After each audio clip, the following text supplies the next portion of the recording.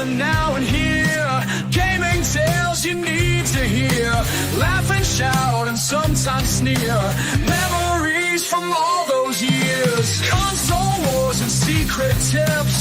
Tips and tricks from pixel trips. News that pours from gaming sips. Critical minds and candid lips. And Generation X gaming show. Tune in where the thoughts flow. Rant and rave with words that glow. Weekly stories make them go.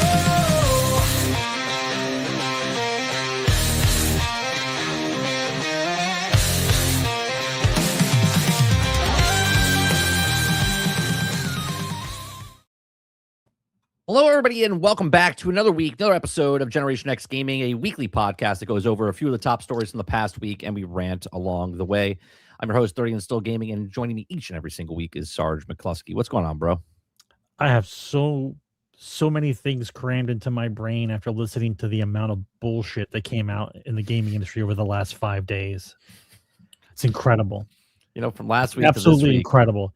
Yeah. Why do they wait until after the show before they start vomiting out all this nonsensical? Well, we do that on purpose, right? So we have a nice long window to come.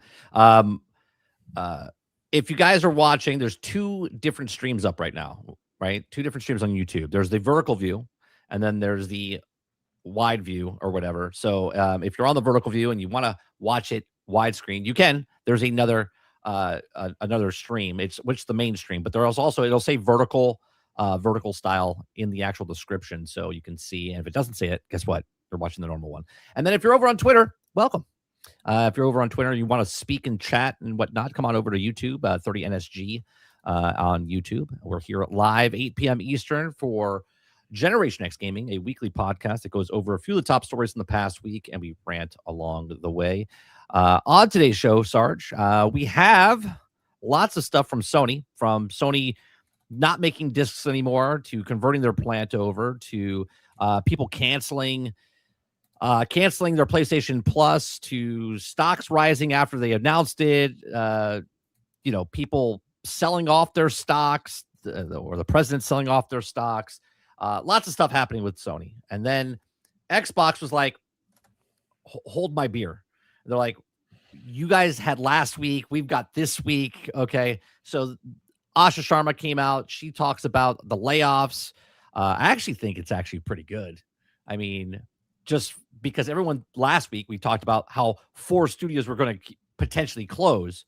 And this week, 0 studios closed, right? They moved 4 studios off, and they shuttered half of these studios that for 3,200 people lost their job. So we'll talk about that. We're also going to talk about Marvel Rivals season 9 is doing something a little different. We're going to talk about what happened to Obsidian. We're going to be talking about what happened to Bethesda. We're going to be talking about GTA 6. We're going to be talking about lots of Xbox. We're going to talk about Tilly Norwood, which is a AI actress. We'll talk a little bit about that. She might as well be real. And then we're also going to talk about EA Sports with the college football, where they basically now made a single-player game into microtransaction hell. All this and on today's show for Generation X Gaming. What's going on, chat? What's going on, Sarge? How you been? How was the last week? I mean, I'm kind of like in vacation mode almost, because I'm going to be going away next week. So same. It's like, I'm doing the same. So I'm kind of doing the like senioritis type of thing, where like I'm starting to space out, don't care. I've got bags packed, things prep booked, and whatever else. So I'm just kind of like, I don't care. You know, I'm just trying to make it to where I'm going to go off grid for a week. I'm not going to look at my phone. I'm just going to kind of zone out a little bit. I'm looking forward to it. Eclipse says, why would YouTube give me the vertical version? The fuck's wrong with you? Hey, all right, here's the reason we're doing the vertical version, right? Because YouTube, people because it makes you look thinner. That's why. But just like because people don't put their Wi-Fi cable into their actual drives, and I still don't believe that. It's true, and people don't know how to hook up HDMI cables to the television sets from their computer, right? People, for some reason, like watching their phones like this. I don't know why, right? But they watch it in vertical because it fits in their hand, right? I do this. I do the typical, you lock the fingers around, you hold the thing, and you have it sideways type of thing. But so we're trying the vertical version out because StreamYards gives us the option. So I was like, all right, let's try it for a couple weeks. And it's funny because I know how many people that watch the show every week on average. And I saw the numbers from last week's views of the vertical version compared to the standard version. What are you about to say? They're the exact same. The numbers of last 2 weeks ago when we were just the vertical or like the regular version is like 375, 400 people, right? Yeah. Well, if you combine the vertical version with the landscape version, it's almost the exact same number. So I know how many of you watch your phones vertical, so it's there for you. So we're just trying to help the customers out, right? But why do you want the word live burned into your phone? Is what I want to know. When you watch it that way, right? If you watch it what way? If you watch it vertical, if you don't have the thing set correctly, you're just watching the video through and you're looking at the text, the word live will eventually be burned into your phone. Where? Oh, because the live chat. Yeah. The word live will be burned into your phone. If you watch a lot of live things, you don't watch it horizontal and you have it vertical, eventually the word live will burn into your phone. That'd be you have to watch a lot of stuff for that to happen. You want to see my phone? Is it really burnt in? It's getting there. Shut up. Yeah, absolutely. Well, then just shut the chat down so you don't see the chat. No, I understand that, but you're not paying attention to it. I'm not paying attention to it until you see it. This is why I play for YouTube Premium. I just tap the button on the side and it still plays in the background without anything being on. Yeah, the worst one is the line, though. The line that's in the middle of the video to the text. That line is there. Yeah. I didn't even think about that. Yeah.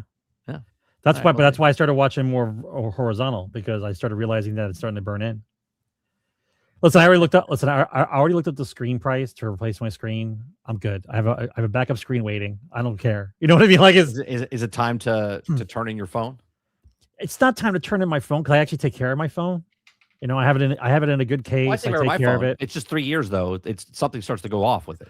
Well, it's because they keep downloading all the updates and stuff into it. That's why. Well, it's planned obsolescence. That's what they do to get you. Yeah, but it's not. But it's not because your phone's going to break. You can remove that crap out of your phone. You just jailbreak it. It's fine. Sure, but my last iPhone that I just replaced like a month ago, is because the port where I plug in my stuff was fucked up, so it wouldn't charge. So I had to like grab it and put it to the side, and then loop it around my charger so it would put the pressure enough to pull it to the one side just so it would charge.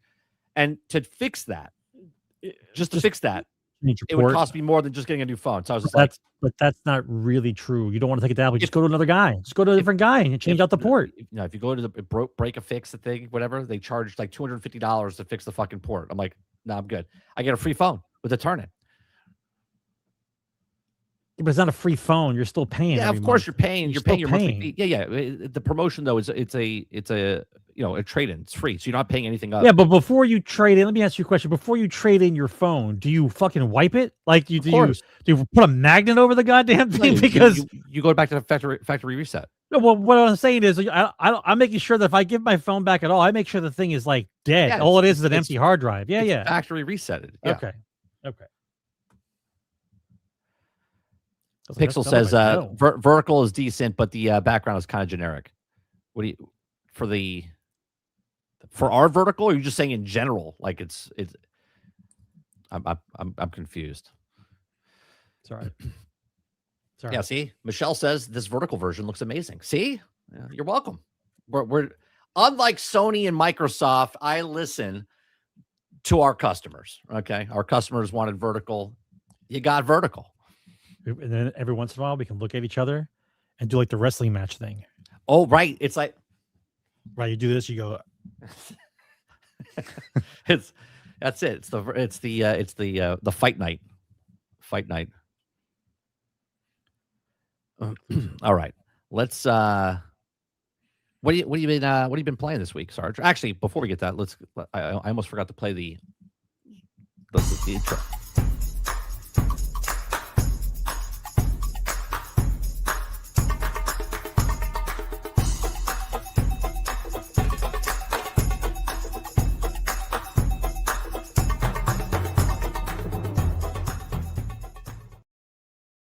Sarge, another week What have you been playing? Anything new? Anything interesting? Anything that looks like maybe you haven't tried out before? I mean, you're gonna laugh at me, but everyone's been talking about Grand Theft Auto so much for like the last 2 weeks now, like just everything about Grand Theft Auto. So I loaded up Grand Theft Auto 5. I was just kind of wandering around, and I'm like, it's still, to me, it's like, I don't know, it's like where you put all the insane people and you put them inside of a room. Like that's what it's like if you go into like a Grand Theft Auto like server, right? It's just chaos. It's not like unless you specifically go to a specific server and you guys set it up to do jobs and stuff. Like just going in and playing like online is just chaos. It's just complete chaos. Like I'll try to do a couple missions and like there's the rocket bike comes flying by, smashes into a building, and a Harrier jet flies. You know what I mean? It's like it's just chaos, right? And I'm like, all right, so it's the Wild West when you go online. Yeah, it was weird. So then I plugged in my. You can make a private server. You can go into your own little world. No, I know, but I wanted to see what was going on in live, because I'm thinking to myself, the clock's ticking. What's everyone going to do after all this money you guys spent for the last 13 years?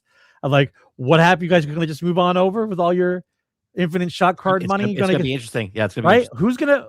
I spent $500, $600, $800 in shark card over the last 13. Not me. Oh no, there's people that spent thousands. Thousands, thousands, thousands. Yeah. So then I started looking up online. I'm like, what's going on with Grand Theft Auto? I was looking up stuff online. And then I started noticing people had complete playthroughs of each of the games with music and without music. Like with music, people don't care because you're not gonna get any money because you get DMCs, right? But at the same time, you want to hear the music in the background the guy's playing. And there's some guys who don't say anything. A guy is playing for 4.5 hours to play Grand Theft Auto, and they say nothing. Yeah, they say nothing. They're just playing the game. They're just playing the game. So I'm like, you know what? I'm gonna plug my system in. I want to see if it still works, because I couldn't find my disc, right? And then I looked in the closet, found the disc, put the disc in.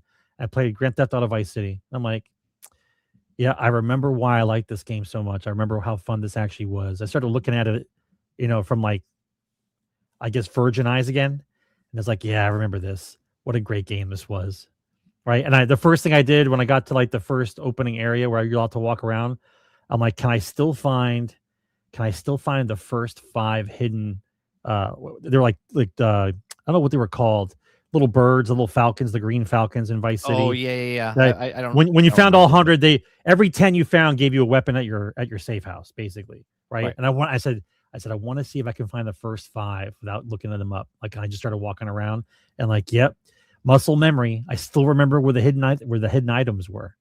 Like, it's just, listen, every once in a while it's good to go back, right? And I'll be honest, I really don't know. I'll be getting the new one, 6, immediately, honestly, because no gameplay, not the same people, don't know the humor yet. Don't know anything. Don't know anything. Don't know who's writing. Don't know like, I looked up the writers and stuff. I'm like, just know it's Grand Theft Auto 6. That's all we know. And so I'm like, listen, I'll just chill. However, what I did do, and this goes back against what I said before, but I found it on such a discounted price. I'm like, because I started looking up old games on discs, since the discs are going to start disappearing. So I started looking up stuff. So I found, I know it was broken. But the definitive edition for the Grand Theft Auto series, I found it for like, I think it was like $22.50 or $23. And I'm the like, one that was broke? The one that was broke that came out like 3 years ago? Yeah, it's like $7 a game. I'm like, to make it look a little bit better, I'm like, $7 a game is worth it. I said, I'll keep it. I'll get it. Because I want to see. Do you remember how grainy? Be honest with yourself. Do you remember how grainy Vice City was on the PlayStation 2? Yeah, but you didn't think it was grainy. Jason says you better pre-order Sarge. They might run out of copies. out of what? Out the of digital. The 6? Out of 6. Yeah, no, run out of digital copies. I want closure on the guy who emptied out part of his 401k to invest in Grand Theft Auto sales. That's the one I want to follow up on. I want to know the follow-up on the guy who pulled money out of his 401k to buy codes for Grand Theft Auto 6. I definitely want to follow up. I don't think that's true. I don't think a guy would take out his 401k to buy unlimited copies. Like 500 copies of it. I was like, what's wrong with you? Like, if you were going to pull any money out of your 401k, buy gold or Bitcoin or gold, silver, something. Like, what are you talking about? Codes. brain dead. I'm gonna sell them on for. I could just go buy one. Like I don't need to go through who's buying it from a secondhand person that's paying more money. It's digital. You can just go buy it. Yeah. I really believe people's brains are broken. I really truly believe that if you believe that you need a pre-order of a Tide digital Pods. I don't know what copy, to tell you. Yeah, those people eat Tide Pods. oh, that's definitely Tide. It's a Tide Pod. It's a Tide Pod for breakfast, a Tide Pod for lunch, and a sensible dinner. That's how they're doing it. Yeah, eBay. It's on eBay, right? For $180. If someone buys that, they've eaten Tide Pods. Yeah, 100%. Or at least sniffed them. One or the other. Yeah, they're popping them like candy. They're like, oh, this is good.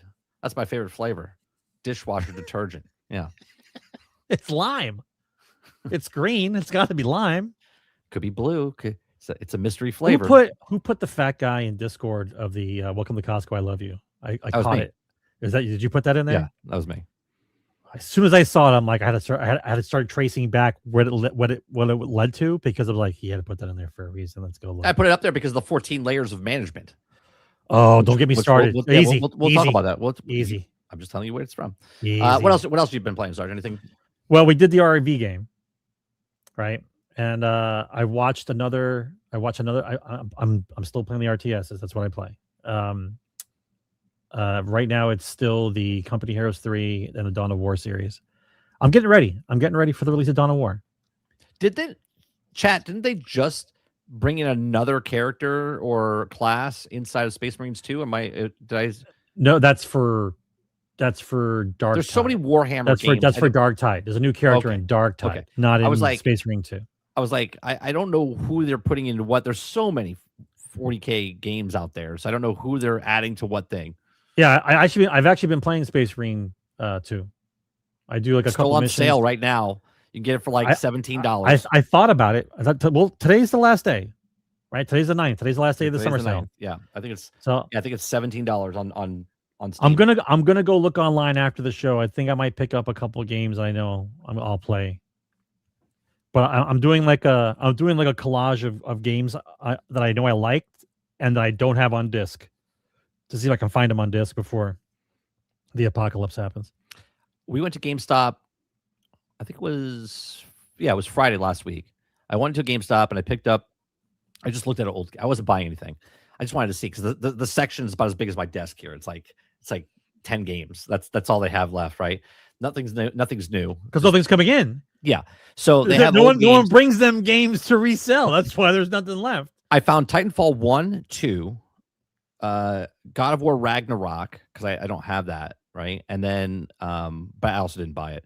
And then the Ultimate Edition for Borderlands, right? Which is like the 3 games, whatever, all included, whatever. Sure. Less than $30 for all 4 of those games. All right. And Titanfall 1 and 2 combined total was $5. I was like, dude, I should pick them up just to have them. I mean, but yeah. I mean, listen, you'll be able to sell it again later, right? Because remember, when the kids don't have the games, yeah, but what are you going to play it on? What are you going to put in to play it? There'll always be a box, bro. No, there will always be a box. Sony and Microsoft will make a disk drive separate, but it'll only play old, like certain games, not the old games, because they don't want to do backwards compatibility. They'll have to sell you the specific backwards compatibility disk drive that's for extra money. You know, like what's going to happen with that? I don't want to get. You know what? Don't answer that question. Nope. Nope. I've been playing Enshrouded. Really like the game. I play a lot of survival games like that. I'm going to be playing Dune Awakening. Pal World comes out tomorrow, 1.0. I'm going to go back and play that. I mean, I think a lot of people are going to be playing Pal World. Well, they've sold 40 million copies now. 40 million copies. Okay. That's why Nintendo sued them, because they sold 40 million copies of an off-brand Pokemon game. It's too bad, Nintendo. Somebody else is allowed to have some sunshine. It's too bad. So they have Dragon Wild. You can't copyright a ball throw. I think Dragon Wilds 1.0 just came out, or it's going to be coming out. So there's a lot of survival games. Dune Awakening comes out in September. We talked a little bit about that last week. But I've been playing the Droid Tycoon on Fortnite. Okay. I I level out the battle pass because I get the battle pass for free because it's part of Game Pass. So they give me the whole thing. So I've completed that within, I think, 3 weeks, just playing the droid game. That's all. I just go on for like maybe an hour and just build up my base, trade some droids, right? I call it a podcast game, right? Like right now, someone could be playing that game while listening to us. That's what that is. That's a podcast game where you could just play a game, mindless, numbing thing, and listen to podcasts, listen to YouTube and stuff like that. We played RV There Yet. I really like that game. It's a stupid, not stupid in a bad way, but it's a fun, stupid little game that gets you a little frustrated because you're like, how is this a little at times? Well, I love how you yell at me. You're like, you gotta move it. I'm like, all I see is this, like the top of the steering wheel and like barely anything. I don't see the road. There's like no road to see. Yeah, I know. It's a game. It's a game full of Danny DeVito's. Yes, when you're going up the hill like this, okay, you see nothing but the sky. You're like, go up, whoa, and I'm like, I can't see, man. I'm just going slowly over the thing. But it's like the stupid things that happen while you're playing that game. Like yesterday, we went over the bridge and I fell and we just slid the RV across the bridge because our tires are hanging off. We fell off backwards and we went backwards down the hill into the the ditch. I was like, well, fine. We'll figure it out. I like that. There's way more ways to do stuff now. You don't have to just stay on the road. You can try different things. So we'll continue that. Obviously not next week because you're out of town. I'm out of town. So it'll be 2 weeks when we continue that. What else have I been playing? Can we just finish it? Just finish it. We're will. So close. Like the sign says, I don't want to wait. 2 weeks. I don't wait 2 weeks to get. It's like 3 miles left on the damn sign. Just finish it. All right. So you want to play? It. I'm not playing tonight. I'm exhausted after this. You want to play this weekend, like late night? I'll just record it and then we'll just throw it up there. Just maybe on Sunday. Just do it on Sunday. All right, maybe. All right. I haven't been playing much else stuff. Just what about the Rivals stuff? Have you been playing the Rivals? I haven't been playing Rivals. Yeah, haven't been playing Rivals. Jubilee comes in tomorrow. They put Jubilee in, and then Red Hood comes in. Does Will package the Cyclops come in? Does he come in? No, but Captain America's, they shrunk his package from last week when we talked about it. They diminished it just a little bit. What do you mean, just a little bit? Well, it's not hanging past his knee now. It's like up in his like mid thigh region again, right? It wasn't hanging past his knees anymore. They argued about downscaling his package. They're like, they did it. They didn't argue. They just shrunk it. It was just too big. He is Captain America. It's gonna be well hung. So I haven't been playing it. I'll probably pick it up and try it again. Yeah, 30 about admiring it. How can you not see it? Like we showed it last week, Dupless. How do you not see Captain America's nether region? It was the size of your head. I mean, I don't know what to tell you. Argus says Burt Peanut was playing RuneScape Dragon Balls tonight into this morning. September is console release. Yeah, so I know it's coming out soon. It's the 1.0 version. I played it about a year and a half ago. I really liked it. We're going to go back and play that. There's a lot of survival games we're going to be playing in the next couple of months. Argus says that's America's dick. That's right. Yeah.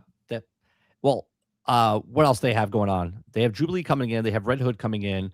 They showed, I forget who the ones after that are coming out, but Doctor Doom is coming out. They're doing the Ultron. No, what are they doing now? They're doing the Ultron event coming up this end of this month. They have a big event coming out. I don't know if it's PvE or not, but there's a new game mode they're putting in the thing, and they're changing. We'll talk about that a little bit later. They're having fun with Marvel Rivals. Besides giving Captain America a large dick. Did you see that plot leak for Doomsday? Did you see that plot leak thing that came out? Yeah, I mean, I did listen to a couple of them because I'm not really that interested in the movie, and obviously, when you announce 32 people to be in your movie, you know there's going to be a lot of deaths. You know what I mean? Because screen time for every single person's like down to like less than a minute and a half. If you gave everyone, if there's 32 people, they get 2 minutes each in a 60-minute film. So where they get 4 minutes apiece. They walk in, say who they are, then die, and then they'll go, you know what I mean? Like, what are they going to do? I don't know, man. Whether or not that's true or not, if it's even partially true, it's just going to be a travesty. Even if parts of it are true, it's going to be a travesty. I mean, you cannot. At this point, I don't care. No, I understand that, but what I'm saying is, they are so desperate, right? Because they don't even know how they built it up before. Like, they don't remember, and so now they just want their dessert without any kind of appetizers at all. They just want to make another end game. Like, you are not going to just make an end game out of nowhere. Well, they are, because they are trying to reset what happened from the last 5 years, 6 years. This takes place directly right after Endgame, when they're exhausted and like it's like 3 months after, I think, or something like 3 years, 3 months, something like that. That's horrible. It's horrible. They got to fix it. I mean, there's going to be a lot of deaths. That's what it is. It's setting up for the Secret Wars. It's setting up for a whole bunch of other stuff. I mean, it could be cool. Well, if you're following the comic line for Secret Wars and whatnot, maybe, but I don't think they have the chops to do any of that. But yes, the Secret Wars is a great line. If you got, I remember buying the Secret Wars comics. I hope it does better than Supergirl. A Fart in the Wind did better than Supergirl, bro. Supergirl, I don't even think it just passed over 100 million. I think it's coming out of theaters by the end of this month. Yeah, they said it's going on. They said it's going on streaming at the end of the month. That's crazy. That's crazy. All right. Why wait a year when you can get it now? I mean, they can put it out there, but I'm not going to watch it either. If it comes to YouTube and someone leaks it on YouTube, and I'll watch that like double speed, maybe. Well, I did for Borderlands. I watched Borderlands on YouTube. Yeah, 1.5 speed Borderlands. Sailing the Seven Seas, bro. Yeah, that wasn't Sailing the Seven Seas. Someone else did it. I just watched it on YouTube.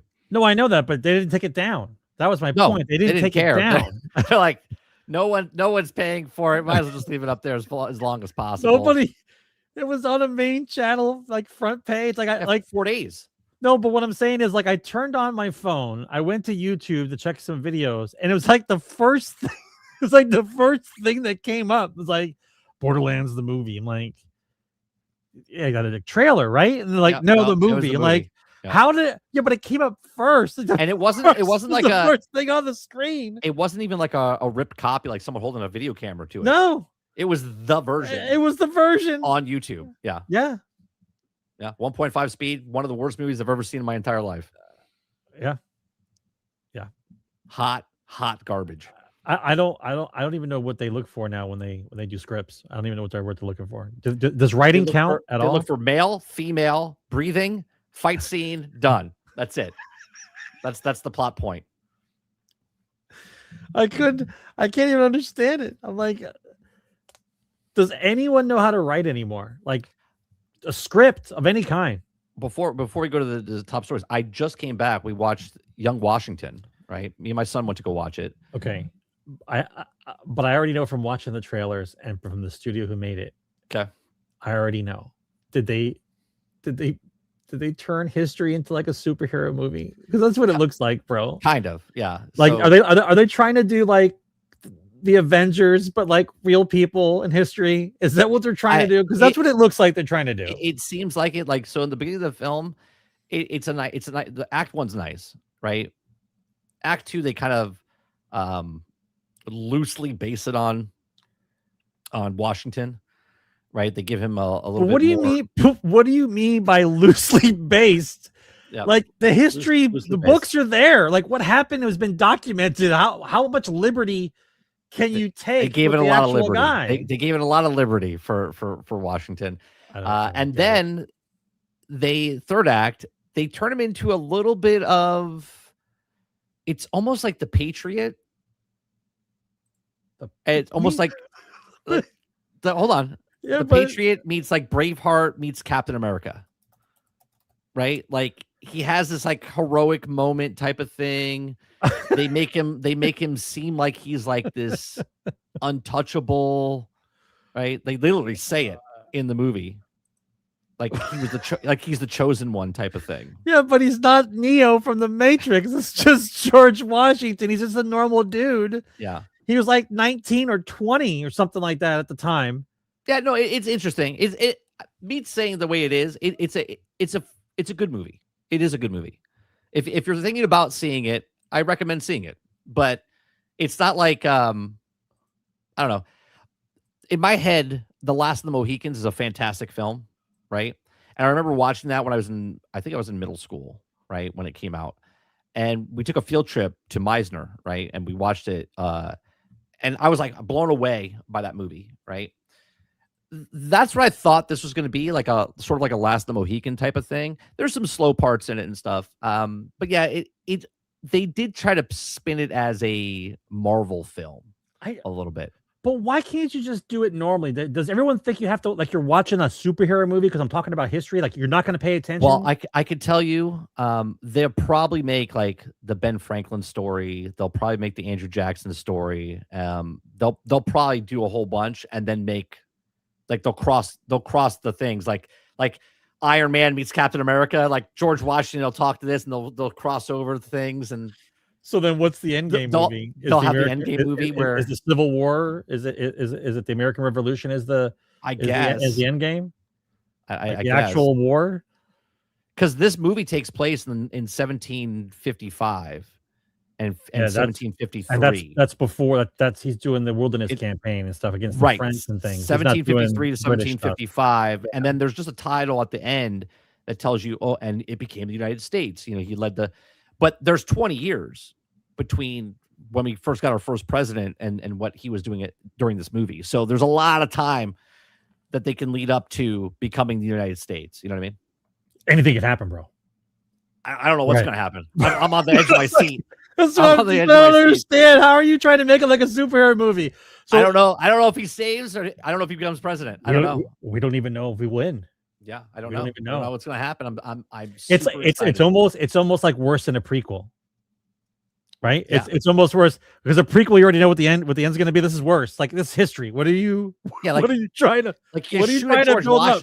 Right, you shoot at George Washington. I'm not gonna be like, is he gonna die? Oh my god, he's sick. He has dysteria. Oh my god, is he gonna die? No, he's not gonna die. He's the first fucking president of the United States. He's fine. Right? Like, how do you make drama? The most immaculate plot armor of all time. Because the books were already written about you. It's already hit. Right. It's not like he's gonna die and they'll be like, and he rose from the grave. Like, what was he, Jesus now? What's happening? This is why I think they're so dumb. They really don't know how to write anything. Well, I think it's interesting though. No, but I do think it's interesting to tell a story about someone you know. But they only tell you that he became president, but they don't tell you, like, they tell you that he chopped down some trees and then he became president. But there's a whole big gap of stuff that he did that a lot of people don't know. Okay, but see, here's the difference. The difference is comic book stuff are based on fictional characters that some dude wrote in his garage trying to make a paycheck to pay for college. Okay? Made up stuff. It's all made up, right? George Washington's life is documented in multiple books. Writers wrote about the guy that did the thing, and multiple books were written. So all you have to do is collect all the books, read them, and then sure, you could take a liberty here and there. Like there might be something that doesn't always line up between book and another book, but at the same time, it's there. It's already there. Like if they decide to turn George Washington into some kind of superhero character. He's Captain America. And one dude just goes, I read all his books. Like, what are you guys talking about? Like, that would be immediate. Like, are you trying to get kids to like want to learn history? All you got to do is just tell the real stories. It's fucking mind-boggling. All the stuff that they actually did in reality. Half the stuff that they did in reality would blow you away in the sci-fi world. Yeah. Yeah. Well, a lot of them are young kids, like young adults. Yeah. Name me any 25-year-old that you know that in the dead of winter with muskets and barely any clothing would go attack some other army across a river. Right? Are you kidding me? There's a 25-year-old that won't get off the couch because he's smoking pot to go get a hot pocket from the toaster oven. But this is what I'm saying. The reality is more impactful than you making up about the real character. If they try to make up shit too much about the real character, then it's like you're trying to blow it out of proportion. Just tell the real story. People like real stories. It's a good story. Yeah, that's why I like watching the History Channel and stuff like that. I'm sure there's a documentary right now. I'll guarantee you, if I type in George Washington on YouTube, someone made an AI movie, and it's probably better than 100%. Yeah, 100%. All right, let's get to the top stories.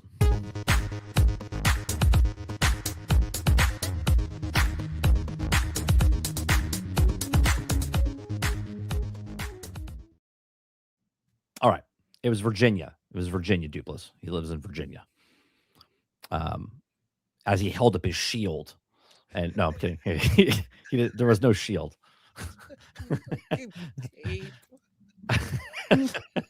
All right. First story, Sarge. We're going to talk about the Sony's largest PlayStation disc plant has already started to reassign staff, okay, to make other products. The site in Austria has also invested $30 million of new equipment and will retain staffs to produce optical micro lenses. Okay.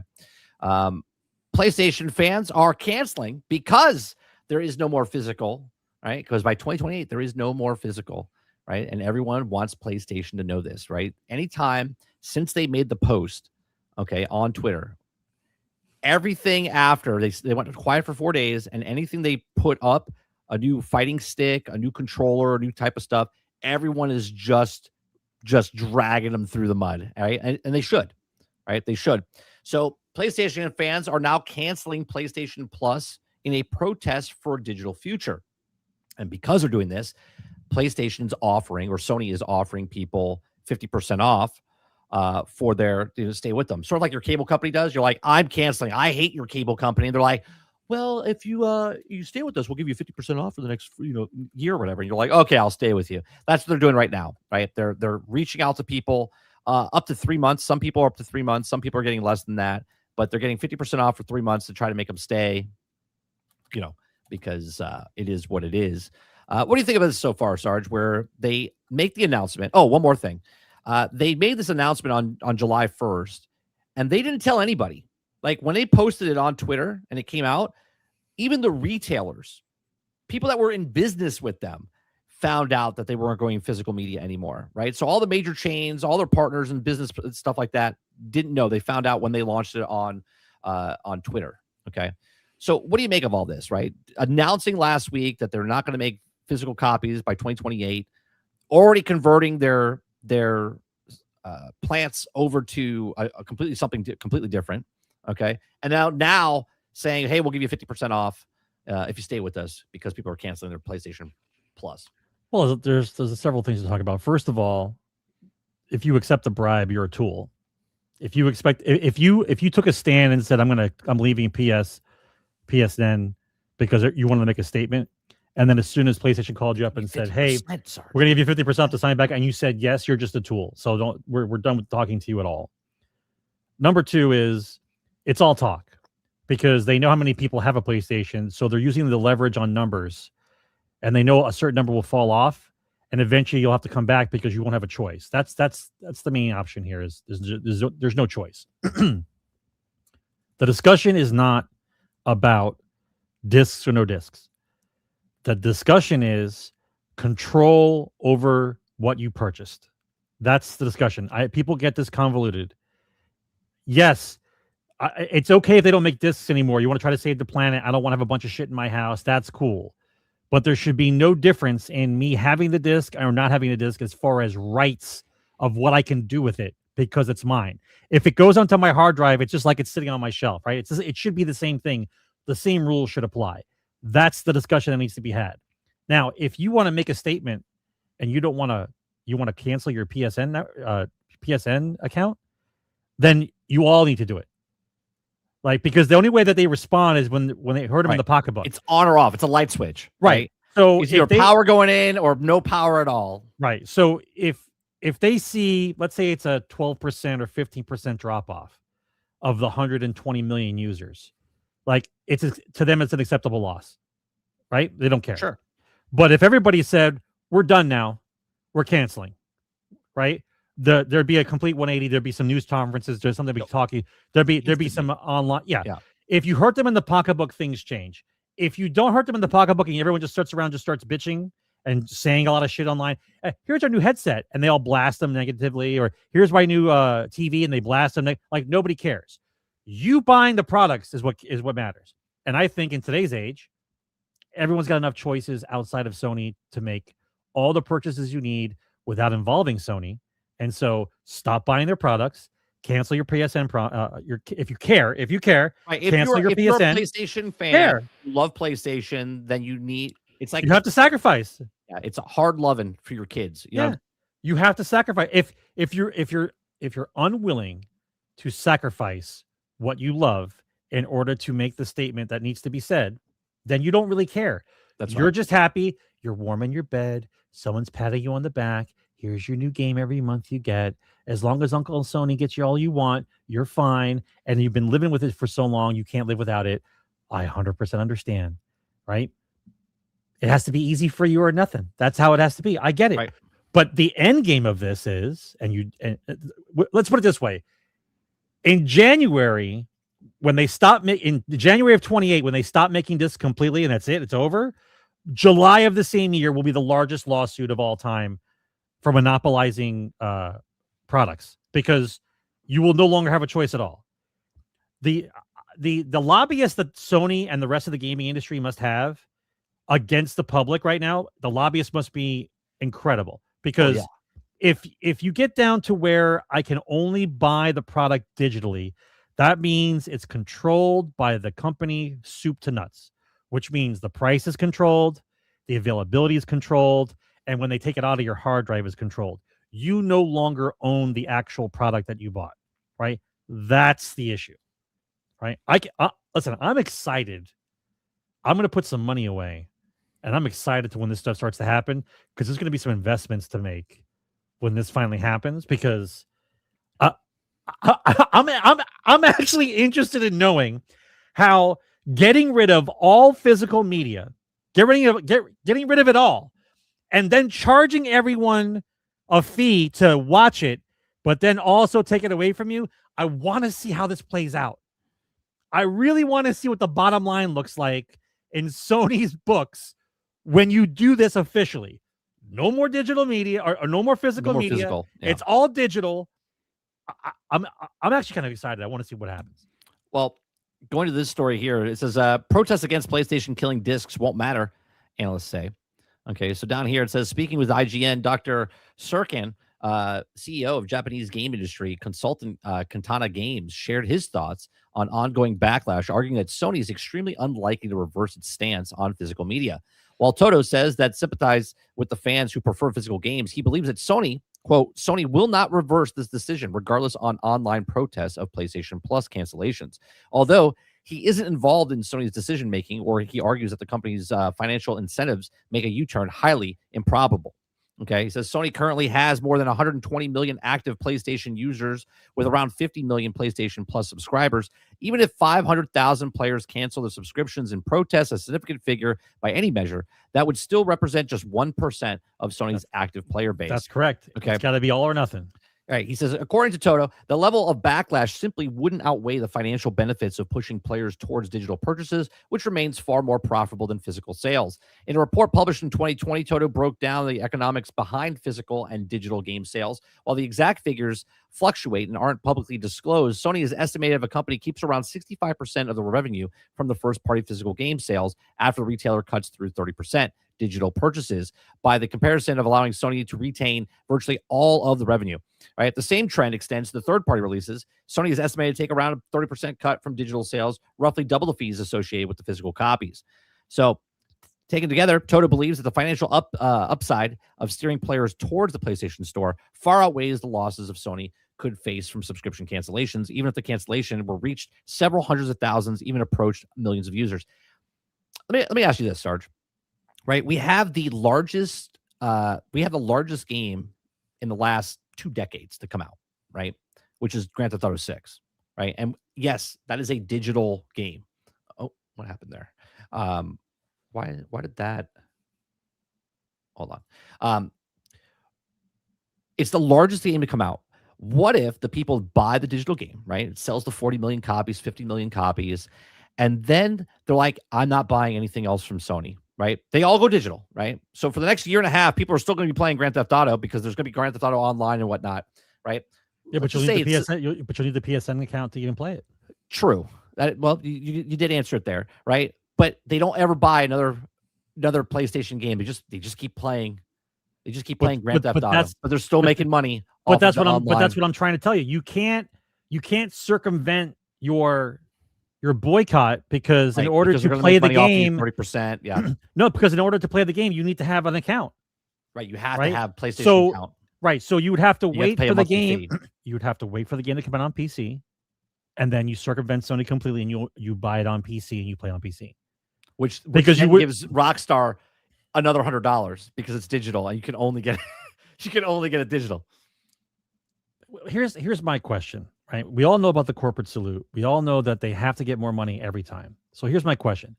So in a world where you can no longer own anything, you're always paying a monthly fee, right? There's no more. That's all you can charge me is the fee, right? That's all you can charge me is the fee. I can't buy the movie anymore. If you don't buy anything anymore, right. It's just the paying fee. the fee. Yeah. So it's just person pays X number of dollars per month. Let me ask you a question. When you get to that point, how do you make more money after that? How do you make more money after that? You would have to raise the price on the people that are already in your ecosystem. Right. The only way you can make more money right there is you have to keep raising the price of the people that are in the system. Otherwise, there's no other way to make more money. Yeah, they would have to stop like sharing. Like if you're a household and you're sharing with games with people within your household, they would have to do what Netflix did and stop the sharing. No, but and then make a new tier where it's like a family plan type of stuff. No, I get it. But what I'm saying is, I'm talking about the end game. I don't own anything. I'm giving you a fee. Right? I have no other choice. I'm in your ecosystem. I have no other choice. How do you make more money off of me after that? There's no other way to make any more money. So is the goal to reach their nirvana level of money making, and then that's it? Because I thought the entire purpose of the company was to always make more money. Right. So if you're gonna go up. So if you're gonna put me in a position where you can no longer make any more money off me, this is what you're gonna make. And that's it. Are you guys happy there? Is that going to be it? They would squeeze you until you can't get any more water out of it, right? And then hopefully someone else new comes in and they have a fresh wallet for them to. Do you know what I mean? It just seems absurd that the levels of profits needed dictate the entire erasure of an entire industry of production because you want to make an extra 12% or 20% on a product, and you don't want someone to own it. Right? Because in their mind, nobody can share, nobody can trade, nobody can sell. It's just we own you. That's what we're talking about. It's not about the disc itself. It's about the choice. Right. And without the choice, they have all the power. That's correct. And you have zero consumer protection. It doesn't matter. Yeah, it doesn't matter what you say or what you do. Because that's the only choice you have. Unless everyone gets on board or a majority tips the scale to make the people. Because I said this yesterday on Fake Wizard News and also on my own stream. There are shepherds and there's sheep. Okay. Not everyone is a shepherd. Okay. There are people that a lot of sheep. There's a lot of sheep, right? And you might have 5 friends, right? And 5 of your friends, you might be the one person that's the shepherd of your 5 friends. So if you buy this game, they're like, oh, did you buy the game? And they follow you, right? Oh, I bought an Xbox. They all follow you to Xbox. They all follow you to PlayStation, whatever it is. If there's enough people that are the shepherds, okay, that decide that we're not doing this, right? They'll be like, they'll be able to talk to the other people, and so as 2 of the 5 friends that move over, they're like, oh, what? They'll start tipping the scale. And again, like the gentleman said, it's even if it's 500,000, you need, like you said earlier, it's got to be everybody. Yeah, you have to have everybody. Right. And what people don't understand is, well, I'm enjoying my games now. I'm enjoying my PlayStation now. That's correct. My vibrating controller, it sounds, I can speak into it. I can whisper sweet things into it. It's the greatest thing ever since sliced bread. They think because they're enjoying it now, it's always going to be nirvana. It's always going to be this thing for them. But what they don't understand is they're hurting themselves, right? Just like the horse armor back in the day, it was just one horse armor, but now microtransactions are through everything, destroying all games because they literally come out and say, we can't make a video game because we have to put microtransactions. We have to put a store in there. Sure. People don't realize if they just stop, right? There's plenty of other stuff you can do, plenty of other stuff, other games you can play. You don't have to play first party title games. It's not as convenient. Yeah. Convenience is the death of liberty here because your comfortability with how you consume entertainment goes against your own freedoms. you are basically you're basically saying to them, I want the convenience no matter what. And then you'll get to the point where your convenience actually means that you have zero liberty and zero freedom. You just have to accept whatever it is. Right. And then, of course, you'll have some people in chat who'll say, well, that's just the way it's going to be. You're the guy you're the kind of person that'd be taken over when somebody else invades the country or something happens to you. You'd be the one that bows down. I'm the one that has to put up for the fight for the rest of you because you're too soft. Yeah. You let a corporation run out. You think the corporation loves you. Your convenience means that you love the corporation. That's not how it works, right? Yeah, they make a product, you buy the product. It's because it's a good product. But eventually, you succumb to the convenience level, and you're going to give up your own freedoms. That seems to me it's a little far-fetched. Yep. Don't be a consumer. Be a customer. Be a well-informed customer, right? Don't just hand over your money to people because they make a product. Make it because they make a good product and they like you. We watched Legendary Drops video earlier today. That was a good one. And he was talking about how Nintendo up until 2007, right, had the customer, like if something went wrong with anything, you could call the number on the back of the box, all right, send them that, and they will give you a brand new Nintendo with controllers, right? Because, and this is why Nintendo's loved, because they love their customers, right? Even though they're a corporation, but they treat their customers differently. Maybe not as much anymore as they did back in the past. But don't forget they struck perfectly when they came out with the Nintendo Home Entertainment System after the giant crash of the mid 80s of gaming, right? They were perfectly purchased at the point where everyone was like, this is cool, this is affordable, games in my house, I don't have to go to the arcade, right? Because Super Mario Bros., you got to remember, Super Mario Bros. Was the game in the arcade everybody played. And now you're telling me I can play Super Mario Bros. In my house. That was like groundbreaking. Right. So they were there at the right time. So they cultivated the love of gaming. Now, don't forget, in the middle of Nintendo, right? Because Nintendo was making a shit ton of money. You just go back and do the history, right? The reason why PlayStation even came about is because Sony saw Nintendo making all kinds of money. Like, who are all these nerd people who play video games? Look how much money they're making. We've got to come up with our own box. We've got to start selling games, right? That's how this starts, right? That's how it always starts. Some guy comes up with an idea, multi-millions of dollars per game that people are coming out. Because remember, those games came out, they were $50, bro, $40 and $50, right? So then in 2000, after 10 years, think about it now. 10 years, we had PC games, but we had the cartridge games like the Nintendo and PlayStation. And then in 2001, Microsoft threw their hat in the ring. Like, we got to have our own box. Yeah. Right? That's how this started. Right? Competition bred the golden age of gaming that we got. Now you're getting rid of the actual hardware or the physical media of it. And now the box itself is just a portal. Well, to play. We need another Sega. We need another Sega because Sega fell off, right? PlayStation took their spot. Sega fell off, then Xbox came in, right? What I'm saying now is we need another company. We need somebody to come out with something to be like, hey, but you're scared. But they have the ability to take all your media away from you if it's all digital, right? So then why not just sacrifice now and get it over with? Stop buying all the products, cancel PSN, tell them to go F themselves, and just play PC until somebody else comes out with another box. There will always be somebody else who makes another box. Yeah. I personally look at it, if you're a PlayStation guy or an Xbox guy, you like the first party titles. Obviously, Xbox titles come to PC, at least until they don't. But PlayStation has a bunch on there now, but they're not coming anymore except for the live service games. But if you're a person right now about to get into gaming, or maybe you don't have a huge catalog, you go to a PC, because most games that come out on PlayStation, right? What do you get every generation of first party games? 8, 10 games for the entire generation of the thing. Not 2 a year, 3 a year, maybe. Right? So let's give them 15. You get 15 first party title games, like actual first party title games, not money hacked into the system, right? Just first party titles. You get 10 to 15 games. You get thousands of games over on PlayStation or over on PC that are not PlayStation. And If you want to play PlayStation, you can wait. You can wait 2 years, 3 years, and they might come because no one's buying them. They have a problem right now that no one's buying their first-party titles over there.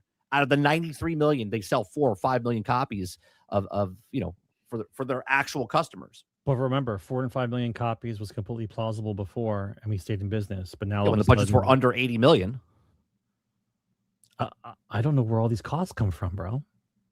I mean, it goes in a circle on how this all came to be. But the point is that if you're worried about Microsoft or PlayStation going away, I have no tears to shed. Yeah, right? same. If they were to go away, there would be somebody else to make a box. Same with Xbox. There would always be somebody who would see it in the market. There's a spot for people to buy games, and they're going to make another box, or at least give you the customer protections that whatever you buy is yours. Right. Instead of this nonsense where you buy something it's not yours. I mean, the whole play on words that they've been doing now for like the last couple of years now, of the you're going to own nothing and like it, and the consumer protection between the licensing and non-licensing. And I even see people on X and a couple of the other sites, Instagram and Blue Sky too, where they're arguing about it's the license. Well, the license up, it's just up. That's what happens. And I'm thinking to myself, okay, so if I take that as fact, then what about the thing I have in my house that has a license on it, but I can still watch it? How is that different? The way that they're talking to you is they're saying, well, it's different because it's ours. And right. We do have control. I get to control whether or not I can switch it on or off because it's not in your house. So I get to control it. So if that's the way you're going to talk to me, then why would I want to give you money for something? Agreed. I'm confused on how people hand over money if that's the situation that we're in. Yeah, you're going to give me money. You're going to like it. Right. And when I tell you you're not going to have it anymore, it's too bad for you. You make a product. I give you the money, and that's it. That's the transaction. That's the transaction. Over, right? I leave. I go do what I want. If I want to make a coaster, doorstop, play the game, it's mine. It's mine to do. But now because it's digital, they're like, yeah, you can have it. It's like having a string on it. And they're like, we take that back, right? It's like it's how people are talking about it that disturbs me. That they talk about relinquishing their right for the product that they bought, and they say it willingly. Like, how it's being drilled into people. They've been conditioned to it. How it's being drilled into people's heads to accept it is the issue, right? Listen, I've got about 300 or 400 CDs. Another maybe like 300 or 400 DVDs of movies over the years I've purchased. Like, I will never be bored. I will find a box that can play the disc and put it on my TV, right? And even if every big company on the whole fucking planet doesn't sell any, some dude in his garage will mass produce a box for someone to buy to play it on your TV. Right. And then he'll make a business, and the business will come up. That's correct. That's correct. That's how this works. That's how this works. Well, PlayStation added again. This is the last story for PlayStation because then we're moving to Xbox. A lot of Xbox news as well. Just like Helldivers, just like all the other games they have people to sign up for, right? Marvel tokens coming out on PlayStation and PC. But it's going to PC, and Sony decided that, 132 countries on PC are not allowed to play the game. I know this is a great business model where you can take 132 countries and go, yeah, we're not selling it to you because PSN's not allowed there, or whatever. So we're just closing it out. It's because they can't make enough money there. That's why. To have a server for that area probably costs more than the number of people in the area that will actually have the product. You know what I'm saying? Like, otherwise, how would you not allow 132 countries not to have access to the game? Because Sony is pressed again for the wrong reasons. It's been discovered that on PC, incoming Marvel token Fighting Souls will be blocked in 132 countries, only on limitations of the PlayStation Network. This age-old issue has been a thing for a hot minute, all the way back for Helldivers 2. It says PlayStation first-party releases are kind of working on their way on the PC market going forward, but that much we know, right? They're getting away from it, right? But we also know that Sony's intends to be still publish live service multiplayer-focused games on PC as well as PlayStation platforms and token is a live service game. Marvel Token Fighting Souls is the latest game to fall into this camp, given that Sony owns the franchise. The PC launch is hampered by the typical issues that the surfaces when PlayStation-backed product releases on Steam, and then 132 countries are blocked from accessing this game. This is because those countries cannot access the PlayStation Network, which is a necessary requirement for playing Marvel Token. Like, they just refuse to just take off the implications of you don't need to log in. They're like, no, you have to log in. Because you have to log in, you guys can't get it because you guys don't want to log in. They're right? going to So VPN. they block them. People are going to VPN that shit, dude. Don't even worry. Okay. It says people will find a way in those countries to say that they're in the United States and they'll be able to play the game. You know what I'm saying? Like, if you want to play a game, right, you're going to figure out how to play the game. Whether you be a hacker, you're going to VPN that shit, whatever. You're going to play the game. It just seems strange to me that you would consciously block that many people from playing. And you want people in your ecosystem.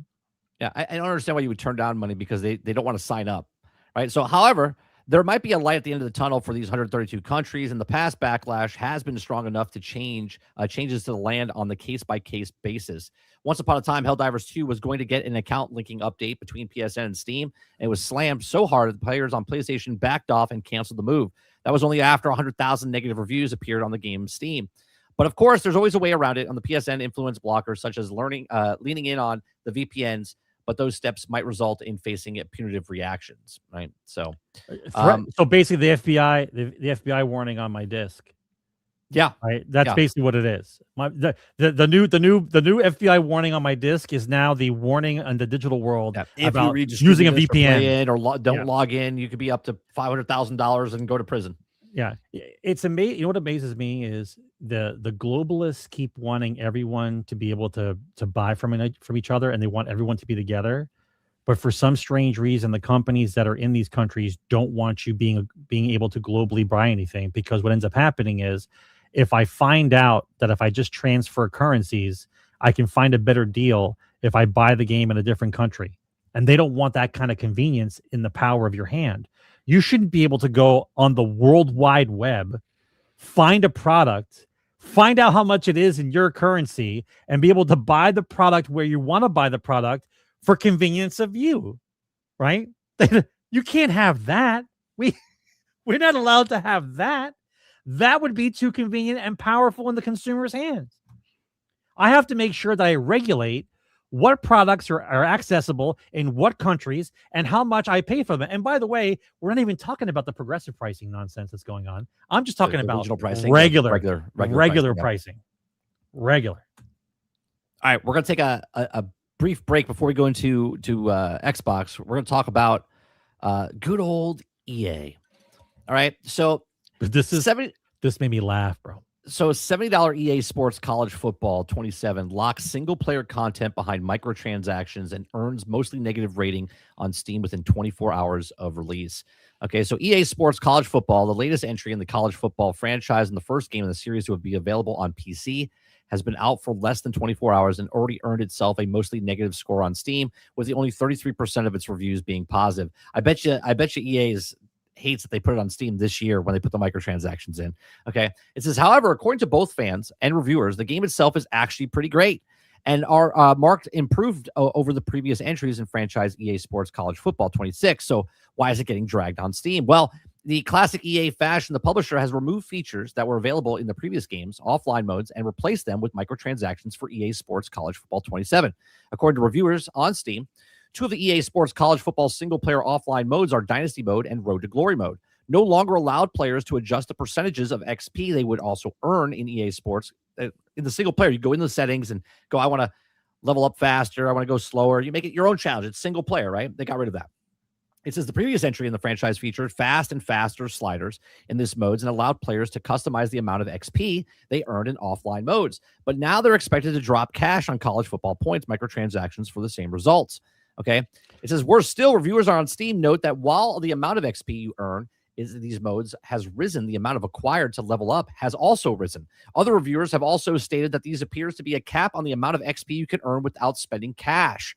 Okay. This is all scummy, dude. If anyone's still buying these sports games, okay, you are the problem. I'm sorry. Right. You're doing exactly what the mobile market did, where you pay $1 and they're like, you qualified to spend $5 now. You spend $5, you qualified to spend $10. That's what they're doing with this, right? Insider Gaming notes that content creators who were given early access to the game have also stated that the microtransactions were not available in the preview builds and they were granted access to. And some have also accused EA of keeping the microtransactions a secret before launch in a bid to garner more favorable reviews. This is all scummy shit. Okay. While EA has yet to officially respond to controversy of fans' content, creators are also trying to get hashtag CFB play don't pay trending online in an attempt to warn other players against purchasing the game.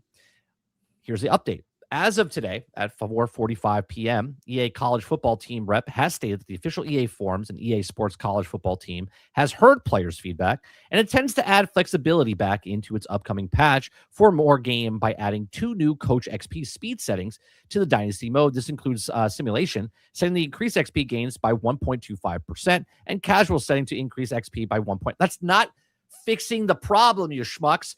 You're putting microtransactions. Get the microtransactions out of the single player stuff.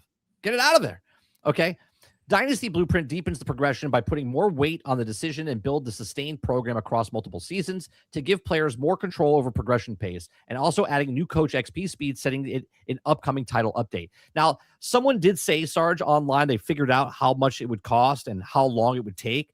It would take them to max out your coach or your player would take over 100 years. Actual playing would take over 100 years of playing the game. Well, guess what? The next game comes out next year. You don't have 100 years, okay? And to level up, right? Angry Joe had a video and showed that just to level up, like I think it was like the to go up to the next level, it would cost him $50, $50 to level up the thing. What was worse is when they brought the reviewers in to review the game, that wasn't in the game. They slipped it in after the review. Well, that, and they also took the bars out where it was faster and fastest. They removed it completely from the actual setting. After the game came out, they removed it in a patch. This corporation, man. Okay. Remember, they got sold. And everyone was like, oh, this is great. EA is going to be different now. No, they got bought out by a Saudi Arabia company and other partners, all right, with PIF. They paid $55 billion for them. They're like, how do we make our money back faster? Well, this is how they do it, where this is just the tip of the iceberg, because now Madden comes out in just a couple of months, and they'll probably do that in there. Then you have FC. Then they have ad placements they're going to be putting into things as well. Yep. Okay. It's just going to keep getting worse and worse and worse. And everyone's just like, I love Madden, man. I love college football, man. You guys just cry. What are you, broke boys? No, you're broke. You're broke in the brain by keep giving these companies this money for games that you could have played for free, right? Like, you don't need to keep giving them $50, $70 every month, every year. Sorry.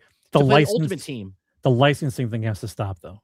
You should not be able to get an exclusive license for NFL, whatever else. Everybody should be able to make a football game how they want to make a football game. Well, yeah, you can make a football removal. game. You can't have the official teams, though, right? That's what Madden pays for. But this is my point.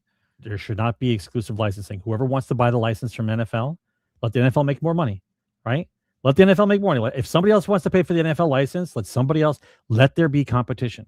You can't have it where one group gets to make a game and that's the only group that gets to make the game. This is what you end up with. It's that easy. Because he says instead of being a top 5 best-selling game of the year, it'll be the top 10 best-selling game of the year. That's right. That's correct. And they'll be like, oh, sales are down. Well, crank up the microtransactions. Yeah. It's absurd, dude. It really is. Well, that's why I don't give them money. I haven't played. I haven't played bro. I used to play all of the sports games. When they put that Ultimate Team in, I was like, I'm out. I'm done. I don't want to play fantasy football and thing, because I played my own fantasy football when I was there. I would do the trades and get the people and get all the stuff and do all the things, and then have season after season after season after season until the next game came out, and I would play it up till about 2009, right? And I just can't do it. I can't do it. I look at the company. I worked for them for a small period of time in 2003, 2004. Okay. I was a game tester for them, for Madden. Okay. And, it was nice going in there and doing play tests. I worked there for like 2 months. Okay. And just give you a sheet of paper. You try to figure out, play the game, figure out the stuff. And you would see people every single day leaving that company, boxing arms, getting fired or quitting because they hate it. It's a shitty fucking company. 100% a shitty fucking company. And that was in 2003. I'm sure they got much better since they're like Well, they got much they're better. voted worst company of the industry for like 15 years running. Yeah, but they got much better at taking your money because they're doing a great job. Yeah. Exclusiveness needs to come out. That's part of it, right? And the fact that you're conditioned, all you're doing is changing rosters, man.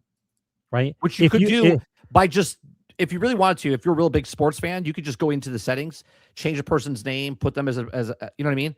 Change the settings and stuff, make this person the main guy coming up as a rookie, and then lead them up the way. I mean, I'm plugged in anyway, right? I'm online. I can't ask the game to find out what the new rosters are and have it just change online by itself. No, so you got like this is not, we're not in 1990. You know what I'm saying? Like, yeah, if you're online all the time and you have access to the internet, you could just go to the game and say, hey, listen, you literally could have done this in the past. Right? Update. You could have done this in the past. Yeah. Yes, this was the thing. Absolutely. Yeah. All right.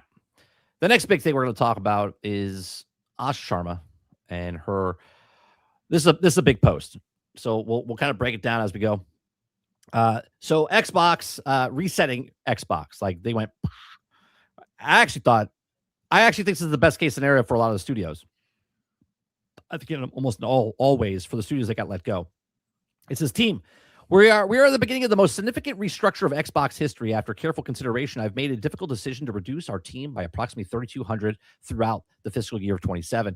This will include approximately 1,600 role eliminations today. In addition to 4 studios, will leave Xbox to new management. I recognize that a year-long restructuring creates additional challenges. Unfortunately, it's not possible to make all the necessary changes in a single day, and I wanted to be direct about the scale. I know this is painful. These changes will directly affect the people who also poured their creativity into building Xbox. Many joined us through the acquisitions, and while others also recruiting here, sought out because it was loved this industry and loved Xbox. Today's decisions do not reflect the talent and dedication. Sure they do. I hate this shit. Of course it does. Because if you were good enough, then they would have kept you because they kept the other guy. So which one is it? Were they better than you and you got let go, or did they make less money than you and you got let go? Or was it just a name in a hat? Yeah, they just picked up. Wow, everyone's the same. Bro, everyone's the same. We just reach in the hat, pick something out. Oh, you have to go. Oh, sorry, Ted. Completely random. Yeah, it's completely random why we fired you. Can't look at that hat. No, Ted, you can't look at that hat. Everyone's name's in this hat. Next one, it's Ted again. All right, hold on a second. All right, so like you have to. I'm sorry, they say that just to make you feel better. That's correct. Olympiad runners run on the track. They're the best in the world. They're number one from every single country in the world, but some people are really shitty runners compared to other people. One guy comes in first, the other guy's getting lapped. Okay? You can't say, well, you're not, don't worry about it. No, you suck compared to everybody else. You suck. That's the way it works. Sorry. But we're not allowed to say that. Yeah. Right? So let me understand this. The people be happy about this though. I'm not sad about this, right? The people that got fired were making the games that didn't sell any and make any money. So where's the problem? Yeah, you have what's the problem? Go make a game for 5 years. Show us the game. Didn't sell. We're going to keep you. Why? No, that's not how that works. Make a game, sell a game. Doesn't sell. You don't make a next game. That's how that works. That's how it's always supposed to work. Yeah, that's called productivity, right? If I'm on the chocolate line like Lucille Ball, and I'm doing this to all the chocolate, and I'm filling boxes faster than the next person next to me, guess what? You'll keep your job until you get too high in the pay scale, and they'll be like, there's diminishing returns. We've got too much money, and they're not filling enough boxes. Where this guy's young, he could fill much more boxes, and we only pay him $20. But I don't condone the softness that we keep doing with these people. If your job was to make a game and you spent 7 years making a game and the Steam chart says 193 people are playing your game, you don't belong making games. I'm sorry, but that's how it works. That's it. Now, whether or not you're good, you were just put with a bad team, that's also fine. You're going to go find another team to work with, and maybe you'll be with somebody else that makes a better game. But all the studios that were let go or the people that were fired were part of games that didn't sell dick. Right. Okay? Which, so to be honest, they were and told even the ones games. that did, Yeah. and even the ones that did sell, you were still let go. Well, we watched Laura Fryer's video, and she said, I think it was Double Fine. Double Fine, one of the people that worked for Double Fine said, "Yeah, we didn't know what to make, so we just put out the strangest thing. Didn't think it was going to get made, and they said go ahead and make it. And they're like, well, now we have to make it, right? Which was What decision-making killed. process is that, bro? Right? Which was killed. What was the decision-making process in that, though? Let's just make. What I like pottery. We have a pottery room in here in the yoga room with the board games. Maybe we should make a game out of that. And they're like, yeah, that's not going to work. And they went, we love it. We love it. Let's make it. And they're like, because they didn't want to make. Yeah, because they didn't want to be harsh on people's, Yeah, they didn't want to say no. It's a stupid idea. They didn't want to say that. Yeah. So who's this for? Did anybody ask better, that? Who is this game for? It's better to let them spend $100 million, $100 million, 7 years, and then find out you're wrong. That's right. Because that's how it Who should is this go. for? So the next part says our business today is not healthy. We're operating at margins at 3 to 10 times lower than a comparable platform publishing business. We entered Gen 9 with a smaller install base and higher cost structure. To grow, we bet on Game Pass, multi-platform, and broader portfolio of content. While those businesses have created meaningful value, they did not grow on the pace we expected. Okay, as that happened, our core business weakened and added more teams, more investments, and more time, hoping for a better outcome. Hoping for a better outcome instead of actually making something going, hey, we're just going to roll the dice here and see what happens. We have a great lineup. We have Compulsions making South of Midnight. They're making Kiln, right? We got Keeper from them. These people have been with us for 8 years. Undead Labs, they're working on a game right now. We're not going to release that. We're going to get rid of them, right? Like, what are we talking about? Yeah. Right? They spent like $400 million on all these like games or whatever, and yet 2 of them are never going to launch. Right, the other 2 are going to let go. It's like, what are we doing? Because they think the money lasts forever. The influx of money from investors, it lasts forever.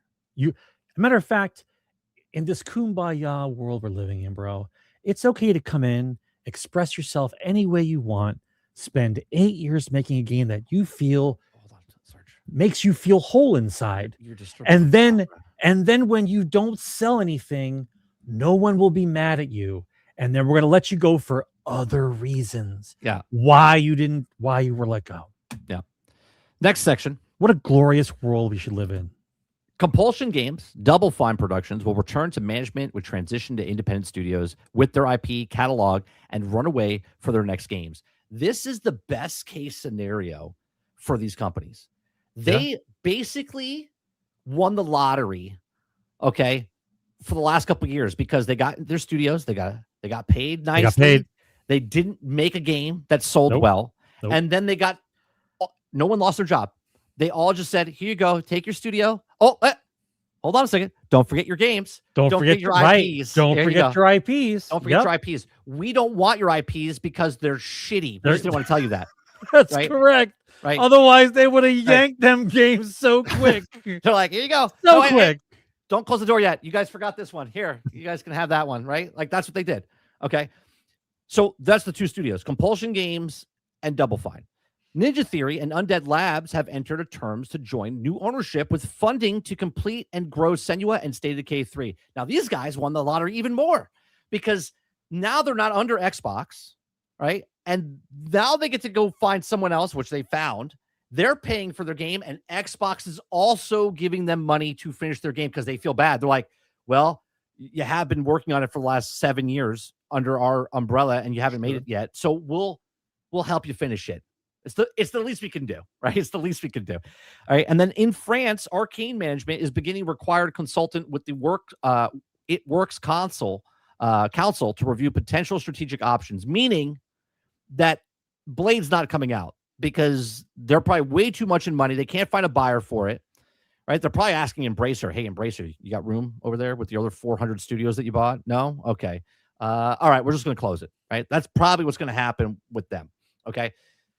On top of this, best case scenario for State of Decay, Undead Labs, remember, they got bought in 2018. State of Decay 2 already was out by then, okay?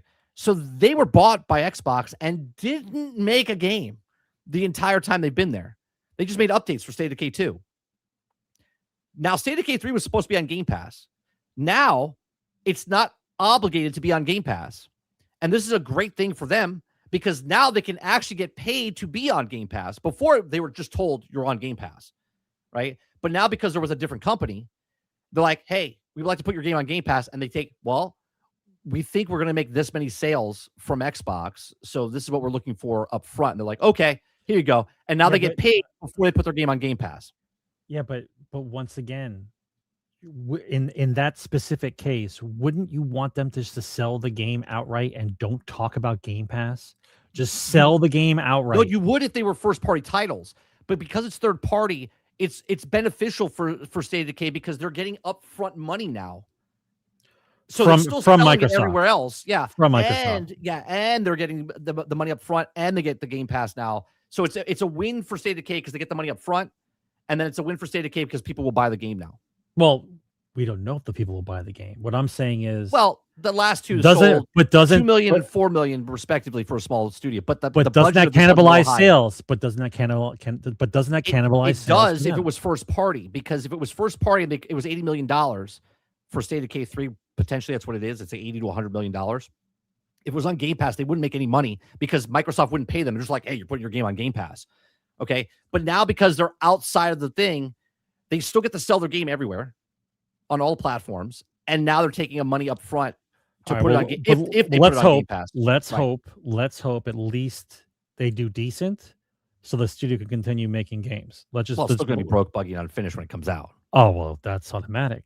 But yeah. So it says, in addition, Mojang and King is now reported directly to her. Okay. With these two studios have increasingly become platforms of our largest and by monthly and active players. She means the one that makes the most money.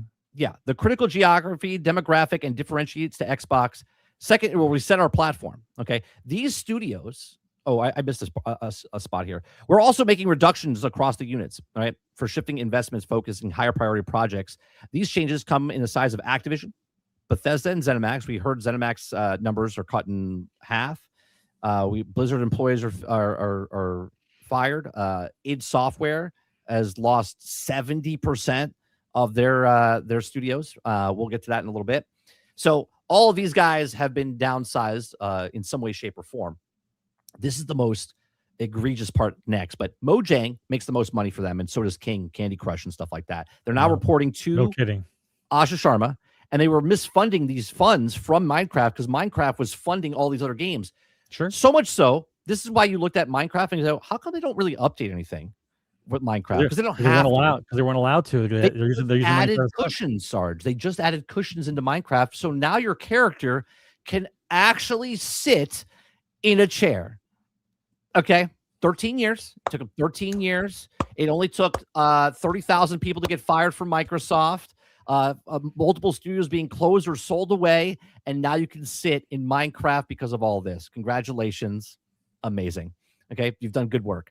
The next thing, okay, we know that the great technology gets better when it gets simpler, not bigger. Today, as some of our parts of the company work passes through as many as 14 layers of management. Just say that out loud. It's like a joke. It's like a beginning of a joke, right? Like three guys walk into a bar. It's like 14 levels of management. Like, is this a joke? Right? Our platform teams are 40% larger than they were at the start of the generation. Right? At our player base, as playtime have declined. This complexity has shown decisions blurred accountability. And no, there's not blurred accountability. There's been zero accountability. Zero. Redfall got published. Do we remember this? Redfall got published and put on Game Pass, and it had to get fixed over the next 12 to 18 months just to make it a workable game. All right. It said made it harder to deliver for players. As we reset Xbox, we will simplify. Sarge, 14 levels of management. Okay, so once again, in the in the corpo world, remember how this works. In the corpo world, when they start to see hundreds of millions of dollars for a video game, and they realize that they can make money, they then put together their teams. They put together the guys who are in charge of the teams.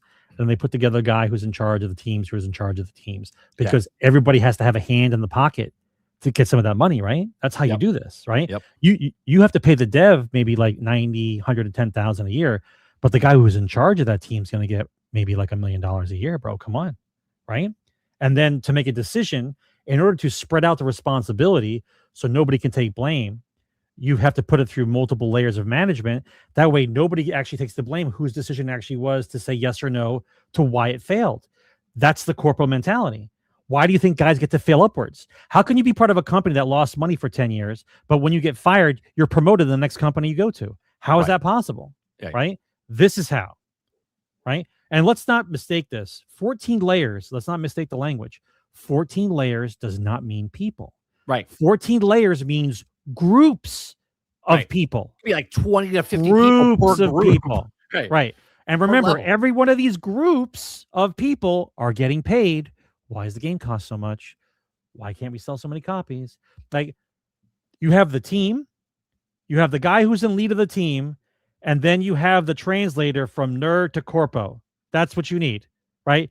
That's it. 3 to 5. That's it. They say 3 You to 5. don't need to have Yeah. you don't need to have all these middle management guys in charge of all this nonsense. It's nonsense.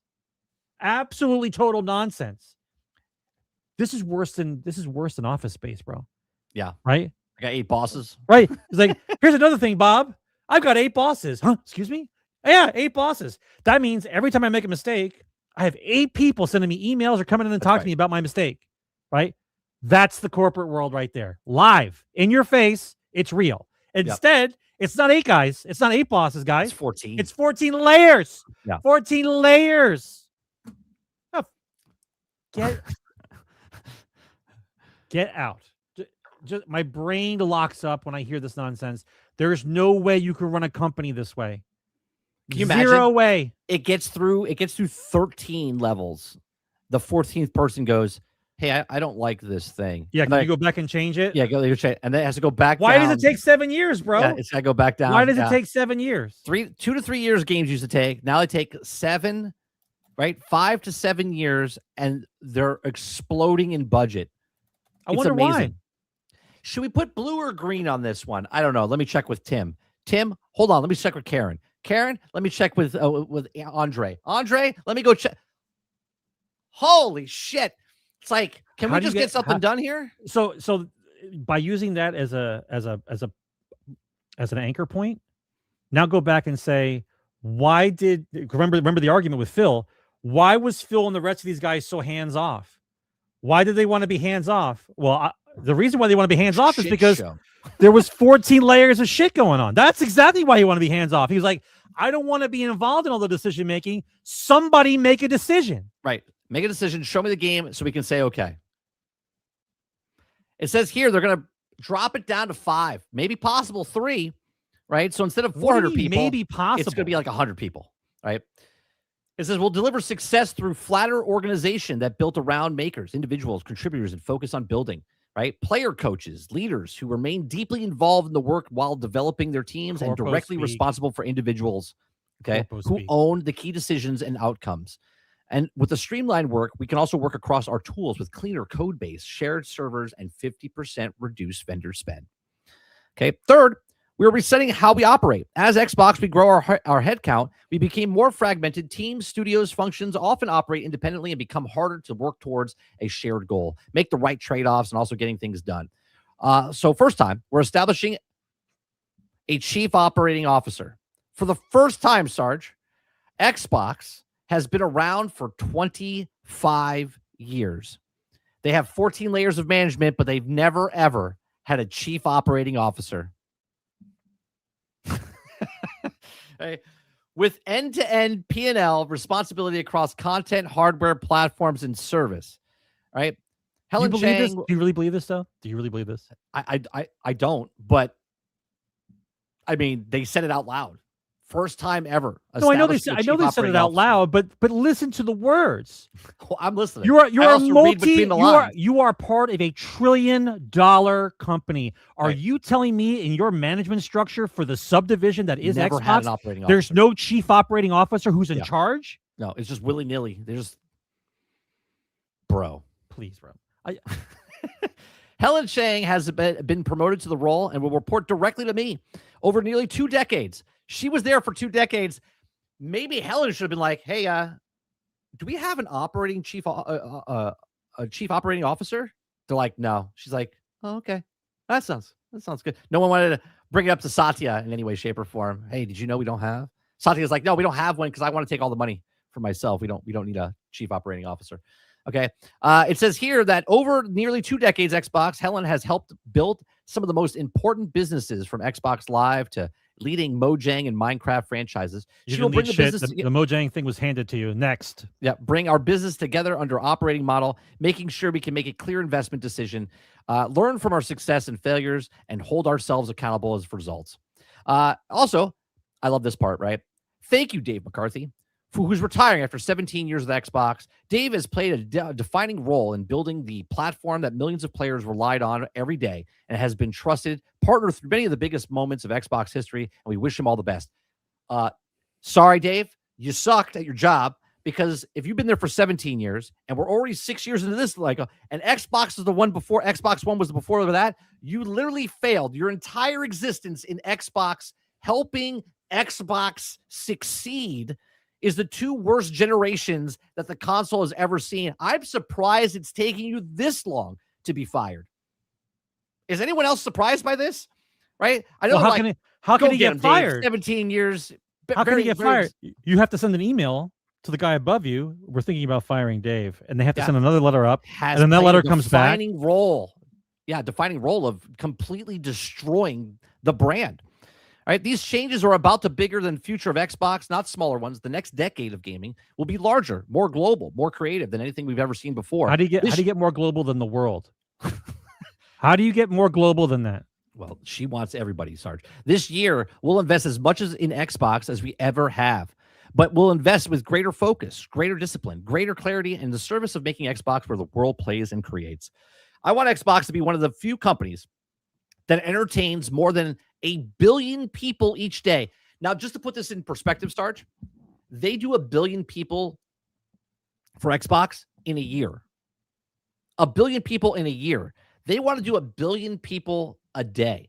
If you take the 1 billion people for the year, Sarge, it averages to 2.7 million people per day for 365 days, right?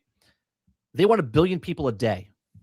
What are we talking about? This is the 16 times the detail, 1,000 planet thing. Did Todd have any interest in her? She's like, when you say something, you got to say a big number. You got to say like 1 billion, right? You got to say like 1 billion. And she's like, that's good. That's good, Todd. I'll take that, right? 1 billion people a day. What the fuck are we talking about, right?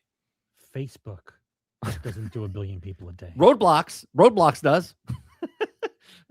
Right?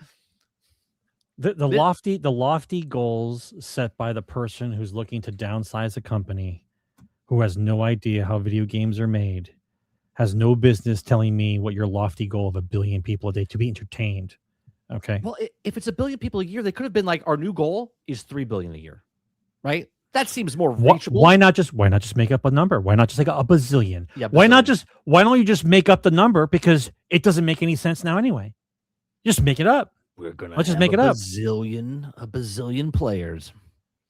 It's disturbing on the incompetence of $1 trillion company, and all they have to do is make video games, right? That's all you have to do. You guys are not moving oil or building buildings. You guys aren't doing anything. You're not doing infrastructure. You're not doing anything. Power plants, right? World economy stuff. You're making video games. That's the division you guys are part of. Video games. And right. You guys are treating it like you hired a bunch of mentally incapacitated paraplegics to run a company. I don't understand what it is you guys are trying to do here. All you had to do is let the nerds make the games, right? But instead, you had to put a label on it, and you have to have a return on investment, and you have to have guaranteed returns, and you have to have guaranteed growth. This is not the slice of the economy where any of that has any value. You cannot have video games make automatic returns, because you guys have found certain things in the matrix here, like, Clash of Clans, Candy Crush, Roblox, like these things that you guys have cultivated people to just hand you over money every week as guaranteed revenue. Right. That's not the rest of the industry. For a person to want to sit down and play a video game, it has to be interesting, fun, good mechanics, something that draws you in and makes you want to spend the money. Instead of the brainless, I'm on the can, I got to get my 15 in a row lines done. Like, it's not the same. It's not the same. I don't understand. Dark Taco says Candy Crush users peak at $200 million a day, or 200 million players a day. So they need Minecraft, Candy Crush, Call of Duty, World of Warcraft. They need an average of all their big titles, like first party organizations, to each bring in like 200 million, right? I've now heard, good luck to you. Fable's not doing that. Gears of War E-Day is not doing that. Yeah, I've now heard multiple guys who I've been listening to finally come around and start talking about what I've been talking about the entire time. Destin from IGN, yep, right? The big Destiny player, right? Legendary drops, and they're all saying the same thing. They're saying that games are not widgets. Games are not products that you can have a guaranteed return on. These are people making art. Yep. These are nerds making games for nerds. You can't put an automatic return on investment on something like that. You don't know what it's going to do. But miraculously, for some strange reason, during the years of 2001 to 2000, let's call like 18, where you had nerds making games for nerds that we bought and waited for the next game to come out because we knew the game was going to be good. And instead, what we got is corporations invading our space, buying up studios, trying to put them together in order to maintain a recurring revenue, which they had no idea how to do because they kept trying to put in other things inside the game. And this is where we are because the corpos got involved. Remember, when they smell blood in the water, they come around. If you bankrupt these fuckers, excuse the language, if you bankrupt them, they'll go find some money else someplace else. But you know why they won't leave? It's because gaming makes the most money in the entertainment than every other entertainment combined. All of it. All of it. Music, movies, sports. Gaming makes the most money. So now we have to deal with the corpos. And the only way to get them out is to bankrupt them. You have to make it so expensive for them to stay that their return on investment percentages don't coincide with what they want to make, and they'll move on to the next thing. That's the only way we get them out. Well, as we're talking about that for expensive games, let's bring up the next story, which is Gears of War E-Day, reportedly close to $500 million in development costs. Okay. That's insane. $500 million. So as Xbox struggles to right itself in the serious financial hardship, one of its biggest upcoming releases may be headed to disaster. Gears of War E-Day is the centerpiece of Xbox Game Showcase held during the Summer Game Fest with the release of October 6th, Xbox big release, and fell especially as an Xbox exclusive. But Gears of War E-Day is going to have a hard time recouping its budget to report the game racking in up to $400 million in development costs. Right now, everyone thinks that Asha Sharma made a good call here by making this exclusive, right? And I have to say, I think you just set this studio right here to die on the vine, because if you're having $400 million studio and you're going to be putting this game on Game Pass, that's going to make $0, okay? $0 on Game Pass because everyone's going to try it out, play it. Are some people going to pick it up afterwards? Probably. Are some people going to continue paying for Game Pass month 1, month 2, month 3 afterwards because they're playing online? Perhaps. Are people going to buy microtransactions? Perhaps. $400 million. I've said this over and over. You cannot put $100 million plus games on Game Pass. It will never make its money back with the crowd that's there now. If you had, as they said, by this time, they were supposed to have 77 million people on Game Pass, which would give them $1.1 billion a month at that level. They're at half that. They're at 30 million. Okay, they're only making about $400 to $450 million a month, and you're putting $400 million into this one game on this platform when it comes out, and now you took it off of PlayStation because it was going to go on to PlayStation, all right? But she said, no, we're doing an exclusive. So now it's on PC, it's on Xbox, and it's on Game Pass. This is never going to make its money back. No, the top selling Gears of War ever was 6 million. the best, 6 million. Okay. This one's got to do double that. Okay. Maybe even 3 times that. It's got to sell like 17 million copies. Okay. Well, it has a great shot of selling 17 million copies if you don't put it on Game Pass and you release it on every system. Right. And you let PlayStation have it as well.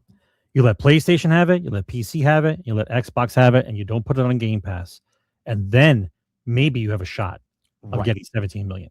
And once you make the money close to it, then a year down the road, then afterwards, a year and a half down the road, you go, hey, we're putting it on Game Pass now. Yeah. Yep. I'm okay with them putting games on Game Pass. Look, I'm a gamer. I'm gonna buy games I want to buy, and I'm gonna play games on Game Pass that I want to, because I don't like $70 games. This is gonna be an $80 video game. You know that, right? Oh, this is 100% an $80 video game. You're gonna have to, yeah. Right? If not more, right? Could be $100. Well, who knows? With the, whatever edition you're gonna pick up. Okay. So if they make this game $80, I'm not buying it. But I have Game Pass, and they're putting it on Game Pass, so why would I buy it? I'm gonna play the single player campaign or co-op campaign, play through it, put it down, and I'll never play it again. If I like it, I'll buy it down the road, but at a sale, because this is how I do it. Sorry, I don't know if this is how you do it, but if I play and I like a game on Game Pass, full price game, $80, right? $70, $80. I'm paying $20 a month right now on Game Pass. So if I play this game that month, that's already $20 I've invested into that game. Right? Yeah, but you're taking it. You're moving. You're just moving money around. Correct. But the way I look at it is I have $20 invested in this game already. Now, if I purchase that, they give me 20% off. Okay, well, I already paid the $20. So it's not really a percentage off. It's just giving me what I've already put into that game. Okay. Well, now down the road, when it goes on sale, I'm waiting for that sucker to go down to 50, 40, 30, because I already put $20 down. So now if I get it on sale for 40, I paid 60. I paid 60 for that game. That's not a sale. That's literally paying what the game should have been worth in the first place, right? So it takes longer and longer that I wait for the game to be on sale before I buy that if I love it. Well, now they might be going digital completely. So if I wait 2 years, the game might not even be out anymore because the hard copies will be bought up, and then it'll only be digital copies, and I won't be able to buy it anyway. We talked about this in the past, but they should be using Game Pass as the discs they used to mail you inside the PC magazine, like the demos, right? Sure. You should be able to play maybe like the first mission or something on Game Pass. People have suggested that in our right. Yeah, and then you still have to buy the game. Yeah, and then later on it goes to Game Pass. That would be phenomenal if you could play the first mission or two, like to just get you like a taste of it, type of thing, like a demo disc. That would make more sense. But I think they keep shooting themselves in the foot trying to put these games that cost us. And once again, I don't want to segue too hard, but if you guys do a little bit more research on the whole Game Pass thing, let's say they didn't lose anybody. Let's say they were right where they were supposed to be. Let's say they have like that 30 million people that are playing for Game Pass, right? We said it's about around 400 million. Now, I know a lot of people said like server costs and whatever else is going on, but after you weed down all the, well, I'm even siding with more costs just to make it fair. Let's say out of the $400 million a month, they clear 100 million. Clear, like that's profit. $1.2 billion a year. That's right. So clear for doing nothing, you have $1.2 billion a year. So if you really wanted to put that money towards a first-party title to help it succeed, I 100% agree that they can do that. Sure. But that would mean $400 million for 7 years of manufacturing something. But that's fine. But that would also mean you don't spend money on other things. Like you're for the next, maybe say like next 4 or 5 months, you're not putting any top tier games on there because you're using the revenue to pay for the game that you're gambling on, right? They have money to move around. Everyone has to stop thinking that they're not making money because the conflicting stories are getting annoying. You can't have record-breaking profits and then also not make any money on these games. Like it doesn't make sense. Somebody's lying. You're lying then, or you're lying now. Somebody's lying. So they said that the last year was the highest record there was record-breaking profits for gaming, and in the same breath, we're closing studios down, and these games aren't making money. So you know that the other games that are sitting around, like the Minecrafts and the Candy Crushes, like you know that they're making money there, because if you can ignore all the studios that are closing and the games that you're not selling, and still have record-breaking profits, you know where the hole is. Like, you know where it is. I've talked about this in the movie industry. The studio makes 10 movies, 12 movies a year. 7 movies don't make money. 3 movies make money. 1 makes a shit ton of money. Those 3 movies fund all the ones that they lost, and they have profit afterwards anyway, right? And this is how studios work in the industry. That's how these guys work. They drop 4 games a year, 5 games a year for all the studios they make. 3 might not make money, but 1 makes really good money. But the problem was this: they're spending way too much on each of these productions. Look at the movie industry. They're spending way too much on the movies. They're not making their money back. These guys are spending way too much money on the video games. They're not making their money back. Something is wrong. You have to change. And they're like, well, I don't know what the problem is. We're still making games. You're going to buy Gears, right? You're going to buy Gears. No one's buying Gears because you've overblown the budget. Well, let's look at You're not going to have enough people buy Gears is what I'm saying. But let's look at it logically, right? If the best Gears game ever sold was 6 million, and that was back when Gears was new and fresh, we're talking about I think it was 2 or 3 that got 6.2 million. I think 6.5. But now I'll be the old guy in the room. Like, does anybody actually care with all the games that we have going on, the genres that we have going on right now? Does anyone really care about Gears that much? No. Like, do you care about Gears of War enough to where you're going to say, I'm going to go back in time and play a game a cover shooter that we played back in the day, when you have all these other games that we play now? I bought Pal World a year and a half, almost 2 years ago, for less than $20. Okay. Now they're doing 1.0. I have a full game that I've already paid for 2 years ago that I played 160 hours in, and now they're coming out with the release version of the game. I'm going to put another 160. I don't need to play any other game.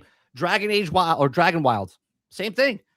Paid less than $20, and now 1.0 is coming out, right? I paid $11 for Windrose, and Windrose is updating stuff. I don't need a new game, right? I can, for the $80 that they want to charge for these games, I can buy 6 to 8 independent games at that price point. Okay, between $10 and $20. I can just keep buying more games. I don't need to buy these brand new AAA games. The AAA gaming space is completely ruined because of these people. They don't know what they're doing with the games. They just say franchise. Oh, you like Halo? Halo sells. Oh, you like Gears? Gears sells. Oh, Fable? Because they don't know what to do. Because the games they come up with are Kiln and fucking Keeper or South of Midnight. Those are the games they come out with. And they're like, oh, they didn't sell well. That's what you're banking on, right? Now, they've owned Obsidian Games, Sarge. They've owned Obsidian Games since 2018. Obsidian's made probably one of the best Fallout games, right, ever, which is New Vegas. This whole time, they haven't made a Fallout game, right? Fallout 76 is the one that came out and everyone gave it shit, right? Still making money for them, by the way. Obsidian reportedly working on a Fallout game, okay? Fallout game, and they don't want to. Right, Fallout game after Xbox cancels Avowed sequel. They were working on an Avowed sequel. I played Avowed. Avowed was good. Not great, not fantastic. It was just a good game. Okay. $100 million. They put it on Game Pass. Didn't make enough sales. Surprise. Okay. Yeah. So they're like, hey, you know what we should do? We should make a sequel to that game. So they were working on a sequel, and now they canceled it, and they go, hey, Fallout's the thing we're working on. Elder Scrolls, Fallout, this is what we're working on, and Obsidian, you're working on it. And they're like, we don't want to work on it. Well, tough shit. We bought you, and you're going to work on what we tell you to work on, right? And now we might have the same scenario that we had with 343 back in the day with Is it said that they don't want to work on it? Did they say they didn't? There's people that don't want to work on it. This is why they didn't want to work on it all these years, because they didn't. They made the best. There's all drama that went out in the past, right? Because they made a better Fallout game than Bethesda did. Bethesda never really liked them or whatever, and now they're working on the game because they have to push it out. And we talked about this, I think, 2 weeks ago. One of the developers from Bethesda, old developers, said, this is not how you make games. You don't just put everybody on the game and have so many people to push it out the door faster, because it's going to be missing quality. It's going to be missing something from it. So now they're going to rush this out the door because they have to. Right. They have to. Well, right. So they're going to have a half-assed, broken, buggy game when it comes out. What's the gap? How many years between Elder Scrolls? How many years between the Fallouts? What are we talking about? Well, and they're also using the Unreal Engine 5. Okay. So, according to Bloomberg, Microsoft continues hacking away at Xbox game studios as part of the thousands of layoffs, and the teams are still under a company's umbrella are finding out what's next. Obsidian developer behind Avowed and Outer Worlds, according to the new report from Bloomberg, canceling a planned Avowed sequel and pivoting to a new Fallout game. It's something that fans have long asked for, which is good. They're listening because we're like, hey, we'd love to see Oblivion make or Obsidian make a new Fallout game. According to Bloomberg sources, studio design Josh Sawyer will also reportedly be leading the team on the new Fallout game, which will mark the studio's return to the post-apocalyptic franchise after releasing an acclaimed Fallout New Vegas game back in 2010. However, Bloomberg sources say that strategy is in flux and could change. Prior to this, Sawyer was reportedly directing an RPG that's similar to structurally, thematically to Fallout, but wasn't actually part of the Bethesda-owned universe. He says a Warrant Act notice confirms that 52 people have been laid off from the Irvine-based studio in California office, roughly a quarter of Obsidian's overall headcount, and now canceled Avowed sequel, apparently on track to be revealed within the next year, but did not fit into, they said it was far along. No, being shown and being far along are two different things. They were just going to start advertising it, right? To probably get more people to come in so they could get more employees of it, right? Asha Sharma's strategy, presumably because Avowed/Pillars of Eternity is not considered a pillar franchise for the brand, an original game apparently failed to meet sales expectations. Yeah, because it was $100 million and you didn't sell it. You put it on Game Pass. Right? The pivoting of Fallout occurs as the TV adaptation of the franchise continued to be a hit on Amazon streaming platforms, but with Fallout 5 nowhere in sight as Bethesda continues working on Elder Scrolls 6, Xbox under Sharma is reportedly looking to speed up development of its core franchises, which also include Halo. So Fallout 5, Elder Scrolls 6, and there's one other game, but they're all pushing it forward faster, right? Because they have to get them out. Yeah, but it's too many years of doing nothing. Even if we follow the process by which there's the setup phase, the pregame phase, the story phase, like if we're going through the phases of game development, it's too many years of a gap that nothing was going on, right? Bethesda was collecting money from Elder Scrolls Online and from Fallout 76, so they sit on their asses and don't have to do anything else. They just sit there and collect checks because they don't have to make another game. Whereas before, if your revenue came from the game, you always had to be making the next game. So in line, it was coming out down the, you know what I'm saying? Like the factory kind of moves. You got to get things in line and things. You did nothing for 10 years, right? Even when Starfield is about to finish, you're already supposed to be starting something else, either the preliminaries or the storyboards of something to happen. Now there's nothing. We've had nothing. So do you actually believe that some kind of magic is about to happen? That you think they're going to pump out a Fallout game or Elder Scrolls 6 about to come out in 3 years? You're dreaming. My problem is what El Dente's saying here. He says, my issue is that Obsidian isn't that old Obsidian. None of them are. Right. That's across the board, El Dente. None of these guys are. We're all banking on the name of Obsidian. I said this earlier before the stream started. Me and Sarge were talking back and forth. We used to go to movies because of actors. Actors used to be name brand for the film, and you would go to the movie to see the movie because of the actor. Now that doesn't happen anymore. We used to buy games because of the developer. You would hear Todd's name, or you would hear Bethesda's name, or you would hear Obsidian's name, and you would buy their next game because that meant something. That doesn't mean anything anymore because most of these companies are not the same anymore. They left to go make a thing, and they're just the name, right? They're just Bungie by name. They're just Obsidian by name. Don't get me wrong. Obsidian's made some good games in the past, but they've also haven't made good games in the past, right? Because they're not the same studio. They're not the same people. Now, I'm not against, it's like a sports team, right? Sometimes a sports team can have people on the team that just gel together and they win championships. And then you remove one person from that championship team and they never make the playoffs again, right? That could be this for certain things. Obsidian might get their hands on Fallout and it might be the greatest, latest thing, right? But they're not Obsidian of old. They're not. Do you want to buy a game off a studio that you remember that doesn't want to make the game that they're making? Well, that's hearsay, but yeah, I don't want it because the people that didn't want to make Redfall didn't want to make Redfall, yet they were forced to make Redfall. The people at 343 didn't want to make Halo, but they had to make Halo. And that turned out well, right? Yeah, the people that didn't want to make Suicide Squad, they made Suicide Squad, right? All of these studios that were big in the industry had to do something they didn't want to do, and they fail over and over and over and over. I'm a little concerned how this is going to play out now, because like all of a sudden it was okay for Bethesda just to sit around, do nothing. Now all of a sudden it's crunch time. Like now, since we fired a bunch of people, nothing's coming down the pike. We got rid of all the studios that are already making games that were going to come out. That's not coming out anymore. So now you're gonna mash together multiple teams and do the all hands on deck thing to push out a game. They're doing Battlefield 6, right? To push out a game that's supposed to be like an Elder Scrolls game was supposed to be like a console buying game, or like an epic adventure of you sitting down in your room and going off into your own little world now from the sizes of these open worlds that we're doing now. And you didn't care for X number of years. So how does this change it? How does this going to change? Right. We know who's left, because we know they had to keep some of the good people, right? But we already know what's come out, right? You would hope, right? I'm concerned about how this turns out, but at the same time, I'm not really worried about not having a game, right? Right. Let's be honest. You might not get your Elder Scrolls 6, but there'll be 3 or 4 other games that are just like it, that are just fine. Mr. Z says Obsidian writing from Outer Worlds 1 and 2 and Avowed does not bode well for the Fallout game like New Vegas. Right. Dark Taco says the guy Sawyer is working on the game, though. He made New Vegas. That's fine. And as you said down here, they still have their quarterback. That's great.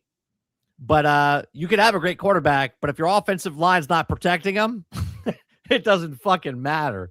You know what I mean? Like you need other people there to build up that team. And if they don't have the team and it's just the quarterback, well, it's going to be a rough season. It's going to be a very rough season. The writing in Grounded 1 and 2 it's not really a story-driven game. It's more of an open world, open world survival game. Grounded is just a good, fun game. It's good. Yeah, it's a good game. But it's not there's a story there, obviously. Sure. We never even finished it, did we? No. It's not out yet. It's still in beta. When they finished the game. I thought that was the beta phase. No, that was the beta phase. It was the beta. We played the beta.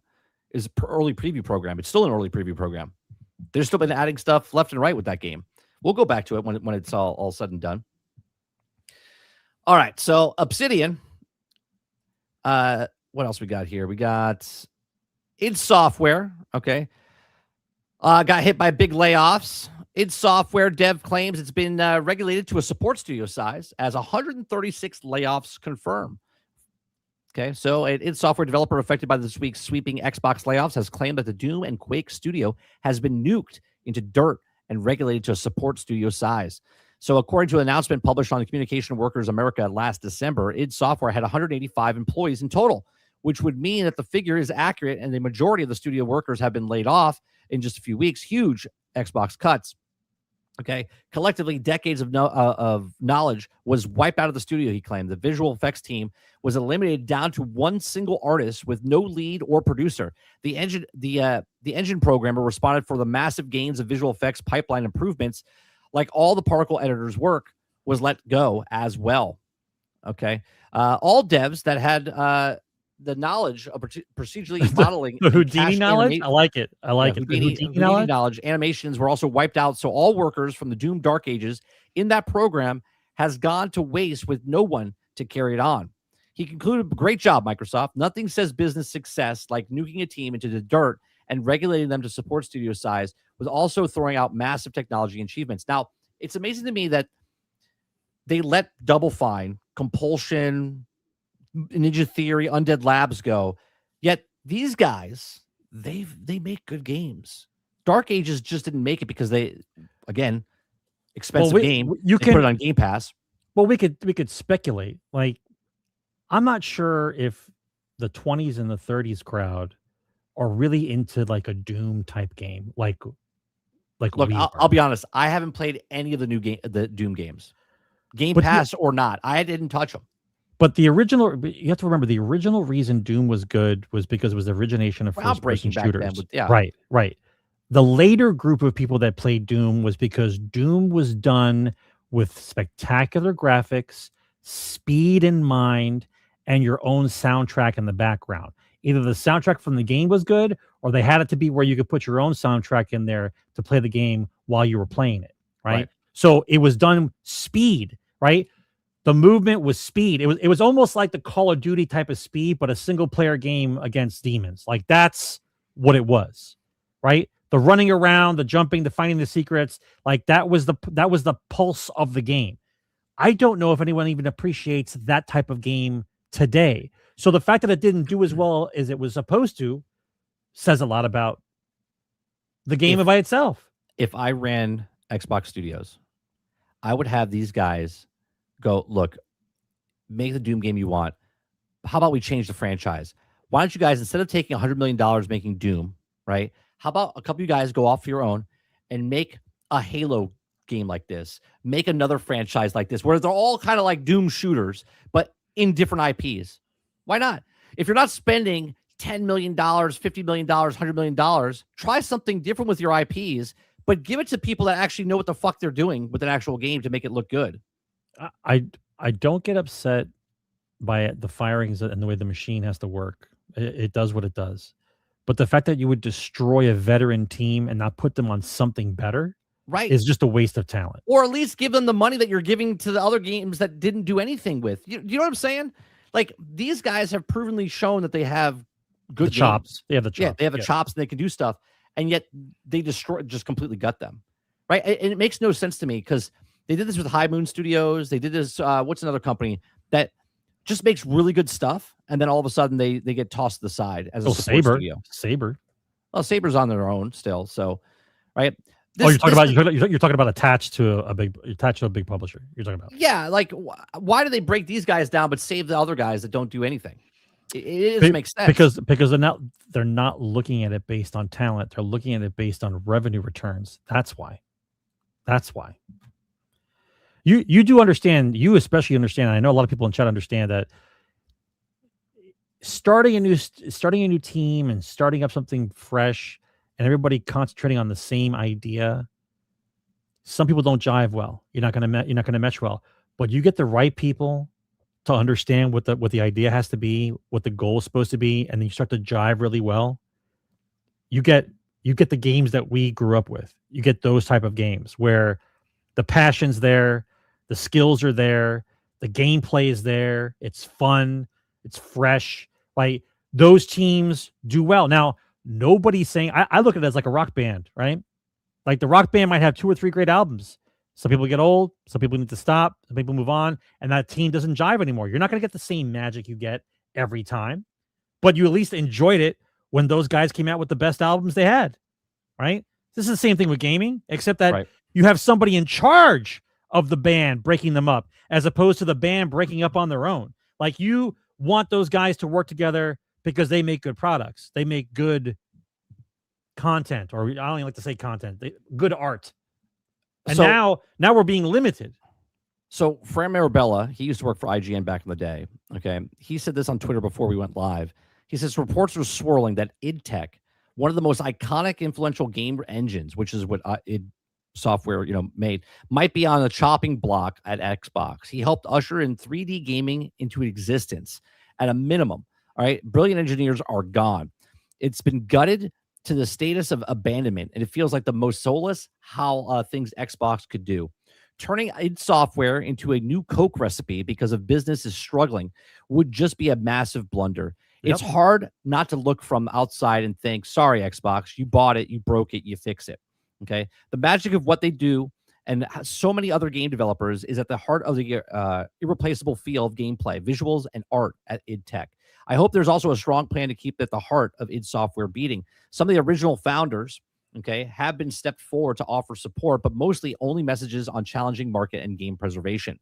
He says, I love to hear from the discussion important of these tech and team up with simply trying to streamline everything in a place like Unreal makes any sense at all. He says, I'm not the expert. Maybe it was a mistake to have multiple game engines with all that support and individual human touch needed.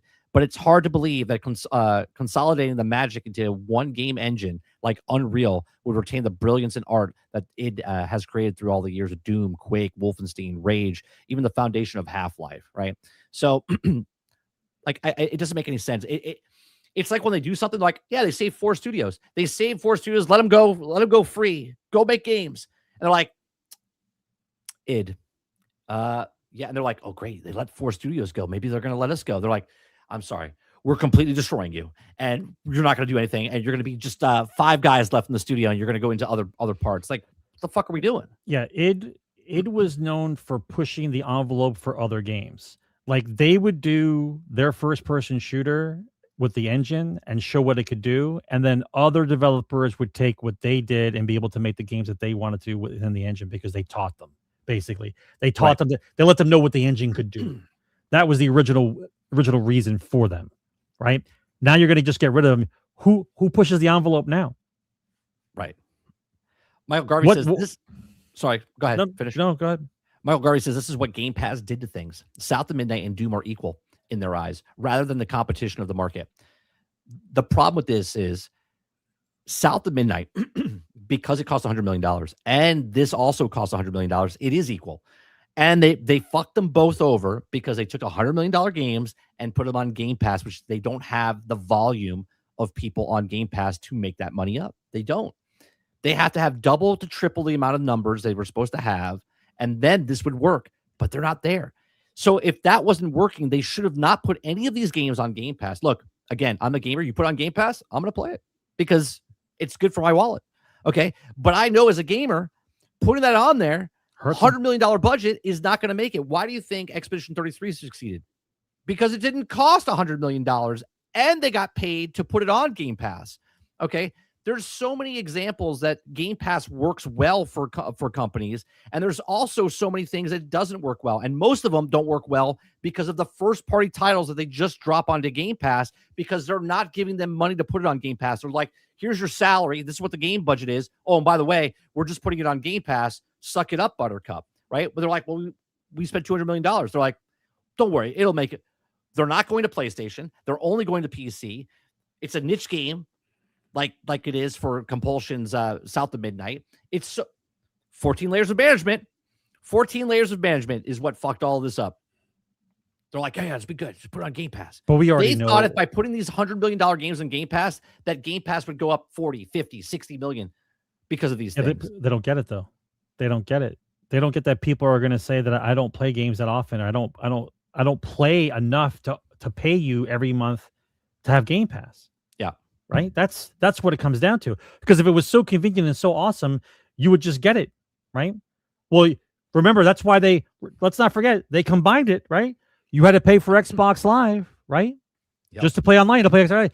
Now we're saying that Xbox doesn't charge you, but they do. It's still included into that Game Pass price. That's what it is, right? That's what it is. For you to play online, you're paying it through Game Pass. It's what it is. Dupla says, I refuse to believe that Phil Spencer was retarded enough to not realize Game Pass was not feasible. It was feasible. Look at the difference between when Game Pass first started and when they started putting games on. They just started putting games on like 3 years ago, like midway through this generation. They started putting like first party title games on there. We're like, oh, we're finally getting games. When Game Pass first started, it worked. And they were making money, even with 12 million or 15 million, because the games they were putting on there were old. We're just old. They're just old games. They didn't have to pay full price for these games, right? They were paying Grand Theft Auto and Red Dead Redemption $5 and $15 million a month for 6 months just to keep it on there with the leaked documents from the court filings and stuff, right? They were making money because they wanted to be Netflix, and they were doing the exact same thing, fuck ups, as Netflix did. Netflix was losing money hand over fist because they kept paying third-party companies to put their big titles on Netflix. And they're like, well, how do we make money here? We're not making... So they had to raise the price of Netflix. Then they started making their original programming, okay? And then they started putting them on there, and they kept the budgets low on the original programming. And then they started making more money because they had more value there. Xbox was paying third-party titles, small ones, but they're like, oh, let's take our really large games over here and throw them over there that have been in development for 7 years. And they're not going to make their money back because there's not enough people on there. And they thought because the people were going to be there, but then they never adjusted. They never adjusted. They're like, yep, just keep putting them on there. Maybe the second one will do it. Maybe the third one will do it. Maybe the fourth one will do it. Nope, still not doing it. I don't understand what we're doing wrong. Well, I don't know. Maybe because you put games on the other thing, Xbox doesn't mean anything anymore. Everything's an Xbox. You're putting $100 million plus games on Game Pass. There's a whole bunch of fuckery going on. You're like, what's happening with this company? I'm going to play your games though. Put it on Game Pass. Put everything on Game Pass. I'll take it. I'll take it. All right.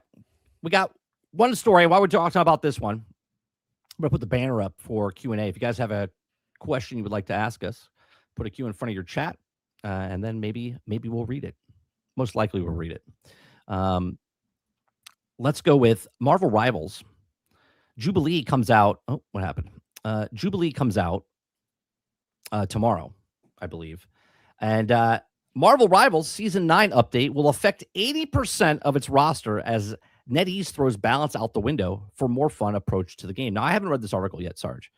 But 30 NSG, when the game first came out, and I said they should put all the characters, as many as possible in the game, right? And I said, don't worry about fucking balancing because people just want to have fun in the game, right? I understand people want to be competitive and the multiplayer and stuff like that, right? I said, but don't worry about balancing. And here we are, a year and a half later, they're throwing fucking balance out the window, okay? Weird. Marvel Rivals will open the doors to the most massive overhaul to combat systems since launch. That affects roughly 80% of the heroes roster when Season 9 kicks off in a couple of days. There are hero reworks and massive changes to team-ups and substantial ultimate charge nerf.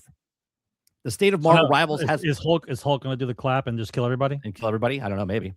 The state of Marvel Rivals has been slightly continuous to some may say even stale over the last few seasons amongst frustrations with the misdirect balance patches, suffocating strategists and strengths and barrage the ultimate contest. Players didn't even have a lot of love to give the game's state of affairs. But it also seemed like NetEase went to Season 9 with the intention of taking hammer to everything, for the better or worse. Okay, it's debatable. It says, I'm certainly happy to see another huge nerf ultimate charge with Vanguard and Duelist get a decrease. Conversion rate 70% down to 55%, with the strategists get a conversion rate of damage of 75% to 55%, and the healing 75% to 60%. This will hopefully tone down the frequency of ultimates and stop teams fighting, ending with whatever team has the best ults coming out the top. There's also been huge changes to the team-up system as sheer number of abilities grew over the devs gradually started feeling the strain. Led combat designers explains in the dev diary, some of the new team-ups started feeling a bit uninspired, existing just for the sake of ticking a box. Once we realized this, decided that the time was absolutely revolutionizing the team-ups. NetEase has scrapped the team-up anchor bonus and replaced it with each hero getting 2 separate team-ups with the base effect and enhance effect, and the base effect will affect regardless of whether or not the other hero is in their team. That's fucking crazy. All right. So, for example, Hulk now has a team up with Captain America and Wolverine. His base perk of Captain America deals AoE, reduces cooldowns regardless of whether Cap is on his team or not, while the enhanced version sees him deal increased damage when Cap is on the team. All right, so on the Hulk gets the CC immunity as his base effect with Wolverine. I've always thought that Marvel Rivals team-up abilities were the one and more creative, interesting, and impressive parts of the game, so I'm glad to see that giving it an overhaul, even though it does mean a slew of new and old busted abilities will come creeping out of the woodwork.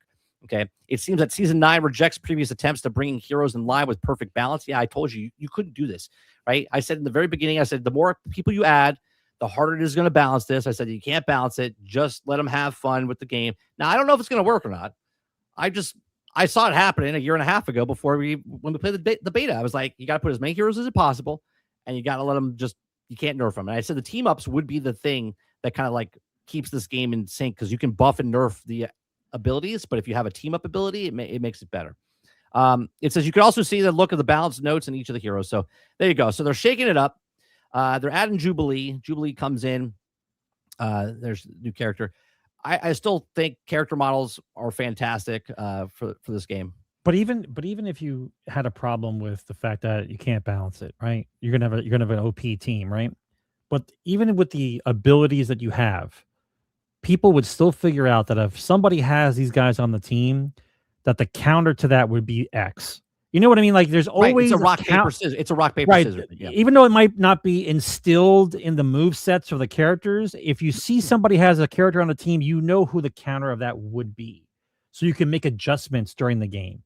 You know what I mean? Like it shouldn't be that complicated. You know as well as I do, they were never going to balance this ever. Well, even if they wanted to balance it, as soon as you add a certain hero in it, it would break it. And as Argus is saying, Jubilee looks broken as a healer. Jason says it's almost fresh start for everyone. They will balance it based off of what's broken and not. I don't think they're going to. Obviously, they're going to balance here and there, but they looked at it and said, whatever plan they have for people in front, like coming down the line. I don't know. Let's say they add. I'm trying to think of someone that's like super OP that they could bring into the game. Right? If they ever add that person into the game, someone just say someone in chat. I can't think of it off the top of my head, but they just bring that person into the game, and then all of a sudden you'd be like, "Oh, wait a minute! Well, just breaks the whole game." It's just about being fun. You want to fantasize, right? You read the comics, you see the shows. You want this person versus this person. You want to have a good time. Yes, there's a competitive scene. In the competitive scene, just like back in the day, I said if they separated PvP from PvE in Destiny, they could have balanced certain guns for PvP and not nerf them for PvE. They could have done this, but they chose not to do this, right? Yeah, Dr. Doom is a good one, right? When Dr. Doom comes in, he'll be fucking OP as hell. And if they didn't, they'd be like, oh, they kind of nerfed him. He kind of feels stupid. You want to be Dr. Doom. You want to be Wolverine. You want to be Hulk. You want to be fucking Hulk, right? So it's nice that they're backing down off of the balance. And I knew it was going to happen this way. Obviously, it took them longer to realize, or maybe they knew it and they're like, once we have 50 characters, maybe we'll look into in changing this. And here we are, right? We got Jubilee coming in. We got Red Hood coming in. I'm really excited about the PvE stuff they add into this and see where they go from this, right? Obviously, player numbers are going down because it's PvP. There's cheaters. People don't like the rank stuff. People do like the rank stuff, but they just want people to have fun in the game. Use the characters, have fun with them. It's just about having fun. A lot of people lose the fact that video games are fun. It's all about competitiveness. It's all about but sometimes it's just the fun. It's just fun sometimes, right? We're playing RV there yet. It's just stupid fun, right? I'm not trying to be a strategic. Well, you gotta do this. Yeah. No, you're just like, I'm just drive up the hill, see what happens, right? It's just fun, right? I don't need stat bonuses on the RV where if you put this tire on, it gives you 6 extra points of stability, or you know what I mean? It's just like, I'm gonna gun it, see if it balances it. The physics are fun. I'm excited. I'm excited to see what they do with this. I'll probably go back and actually play it. What the hell? Why does that keep doing that? There we go. So what is Jubilee as far as characters go? She's a healer? She's a healer, yeah. What I haven't seen any gameplay of her yet. I haven't seen any gameplay. I'm gonna go in fresh looking at her when I go play. I still haven't played Cyclops. I haven't gone back to play Cyclops yet. What do you mean you didn't go back to play Cyclops? I didn't play Cyclops at all yet. I thought you guys already played. I haven't played it. Nope. The last player I played that was new was Rogue and Gambit. That's the last 2 people I played. Did they make Rogue's ultimate ability steal power, or is it a sub power? She has where she drains the ults and stuff like that, and then she can also steal. Yeah. I was just curious because I'm thinking about her as a character. She's OP to begin with. I was just curious: is her ult to steal another character's power, or is it like how did they set up the ult for how did they set up the ult for Rogue? It is. Yeah, I didn't play much of her. Gambit I like. Gambit you can heal and you can also do damage. It's like a sort of like a character like a Cloak and Dagger a little bit the way you do it. Jason says Cyclops is really strong. I've been using him a lot. Yeah, I haven't touched him at all. I didn't even play that much of Deadpool either. I used Gambit a lot. Rogue can steal certain characters' abilities, is what he says. Yeah. So she does drain ults though, doesn't she? Like that's her ability. She drains like the meters from everybody. I just thought it would be interesting because she'd be like a really interesting CC character, because if you got too close to her, she might be able to stun you and use your own abilities against you as like her attack if she got too close. So it would create buffer zones if you used her. You know what I'm saying? Like I just see some of the fun abilities you could use it for in that type of game. I know Nightcrawler is coming to the game down the road. He was one of the lead characters. I see him like if you can time it correctly, right? Someone that the person's about to use their ability, And as they pop their ult, you can like use your ult where you come in and grab them and then pull them out, and then it completely removes them from the situation type of stuff. Well, That would be the cool. ult would go off where you bring them to, so you sacrifice yourself in order to save your team. Like you just teleport in, grab that person, and then you pull them out, and you teleport them completely across the map or whatever, right? That'd be pretty cool if they did stuff like that.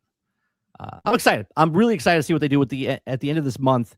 They have the new PvE mode or the new game mode coming in, and they haven't said anything like what it is yet. But when's that supposed to come out? The end of this month, July 30th, I think, or 31st. For the PvE version of Rivals is coming out. It's a new game mode. I don't know if it's PvE. But it's a new game mode coming in. All right. Let's get to, we have a couple questions. Let me close some of these stories that we're not talking about here that we didn't get to. All right. Let's get to Q&A.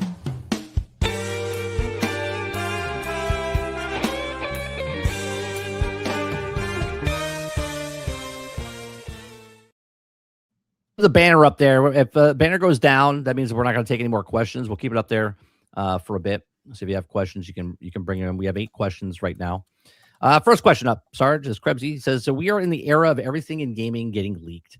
How has the buyers of the studios like Ninja Theory not leaked yet? I mean, penalty of firing? Yeah, I mean, give it a week, right? Like, give it a week. It just happened. Maybe we'll have leaks, but give it like a week.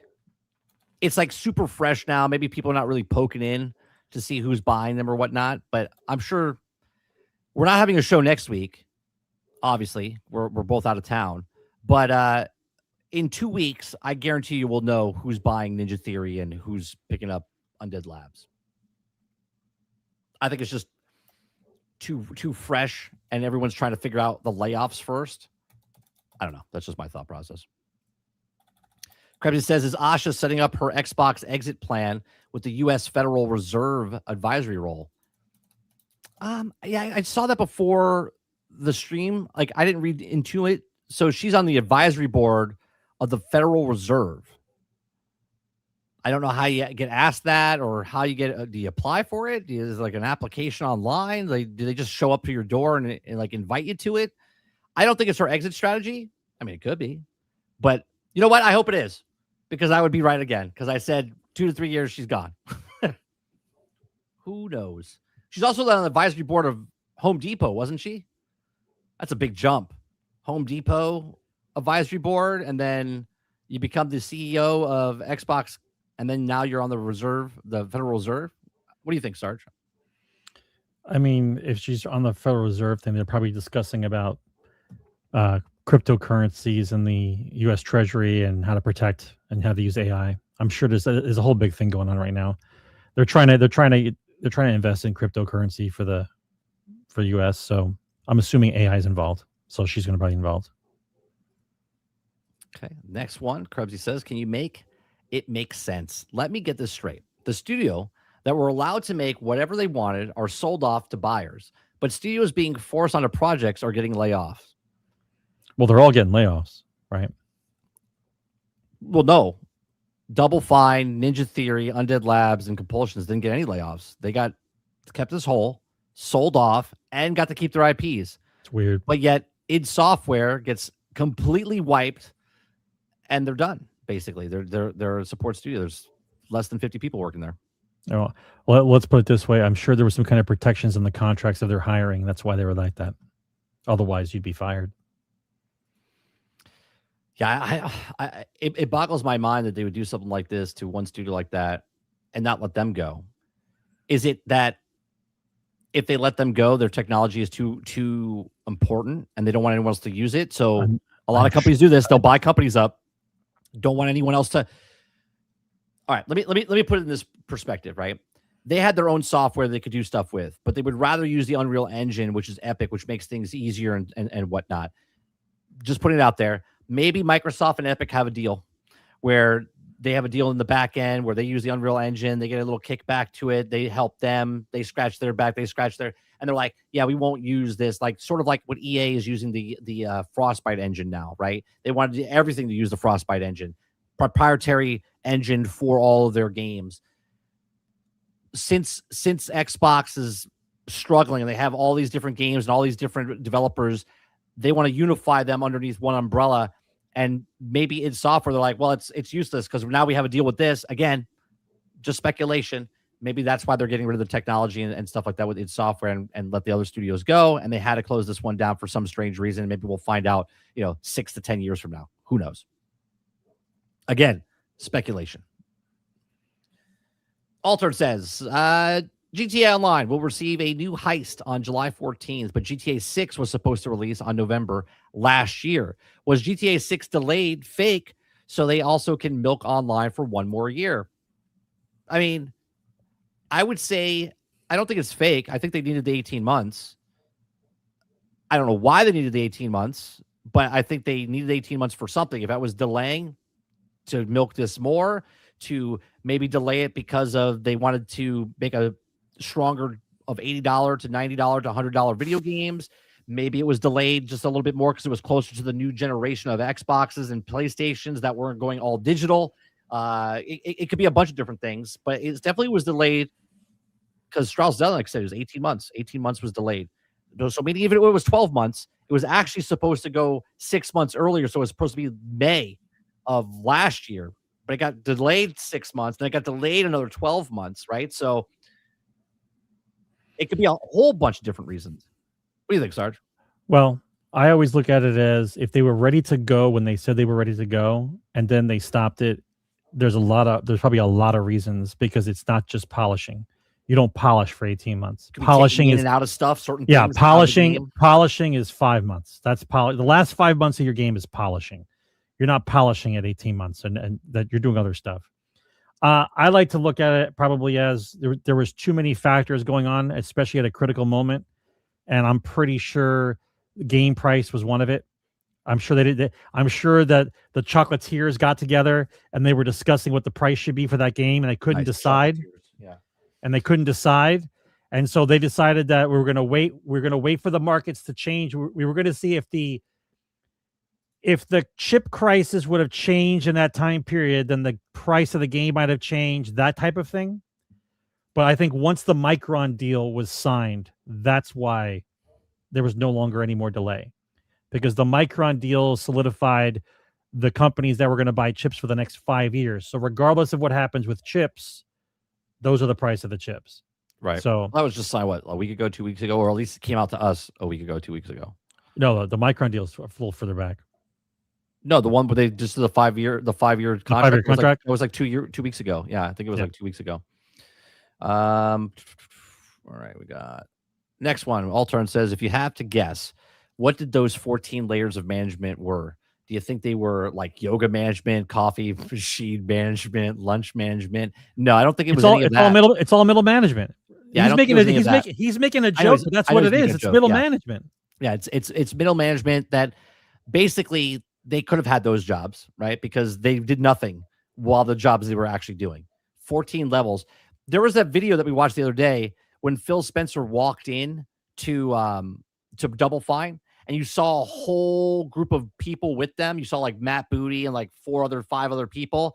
That's what they are. Those are the other managers that are in the thing. They're like, oh, this is nice, right? They have no idea what they're doing. They're like, oh my God. Yeah, what are we making?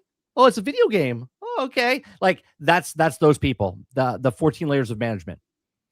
They just walk around with books in their hand and things, and they have nice lunches, and they go to the cafeteria. They get the massages. It's like a TikTok thing. Their matcha. Yeah. They got their matcha. They get the matcha. Yeah, they get the matcha. Krebsy says, surely it's a coincidence that a lot of those layoff from id and Bethesda are union members. You talked about this in Discord. Want to expand? Yeah. So I've said this in the past, right? Because I used to be part of the local 600, which is a camera union. They don't want unions in gaming. Okay. Sure. In Hollywood, now I did post this in Discord because Altern asked a good question. He said, why aren't why aren't the developers all getting together as a whole like they do in the film industry? Like all camera guys are in the same union, all lighting guys are in the same union, all right. We're part of different sections, but local 600 or locals, whatever it is. They don't do that, and here's why. Because I put it in. So let me read it to you, okay? Because I still have it on my screen from earlier. So, where is it? Let me open this up. Nope. It's in Discord. So the form of why they don't get together is like, you would think it's like super complicated, right? They're like, oh, well, why would they not want to unionize together? Well, they don't want to unionize together because they can't make a fucking decisions, basically what it is, because they want too many different things. They're too sporadic in what they want to do. So it says, on paper, it seems that the game developers would be stronger, and it would all belong into one union. In practice, there are several reasons why it hasn't happened. The industry is too fragmented. Okay, so they're all over the world and stuff like that. Labor laws are different in different countries. Okay, different job roles already have different unions inside the thing already.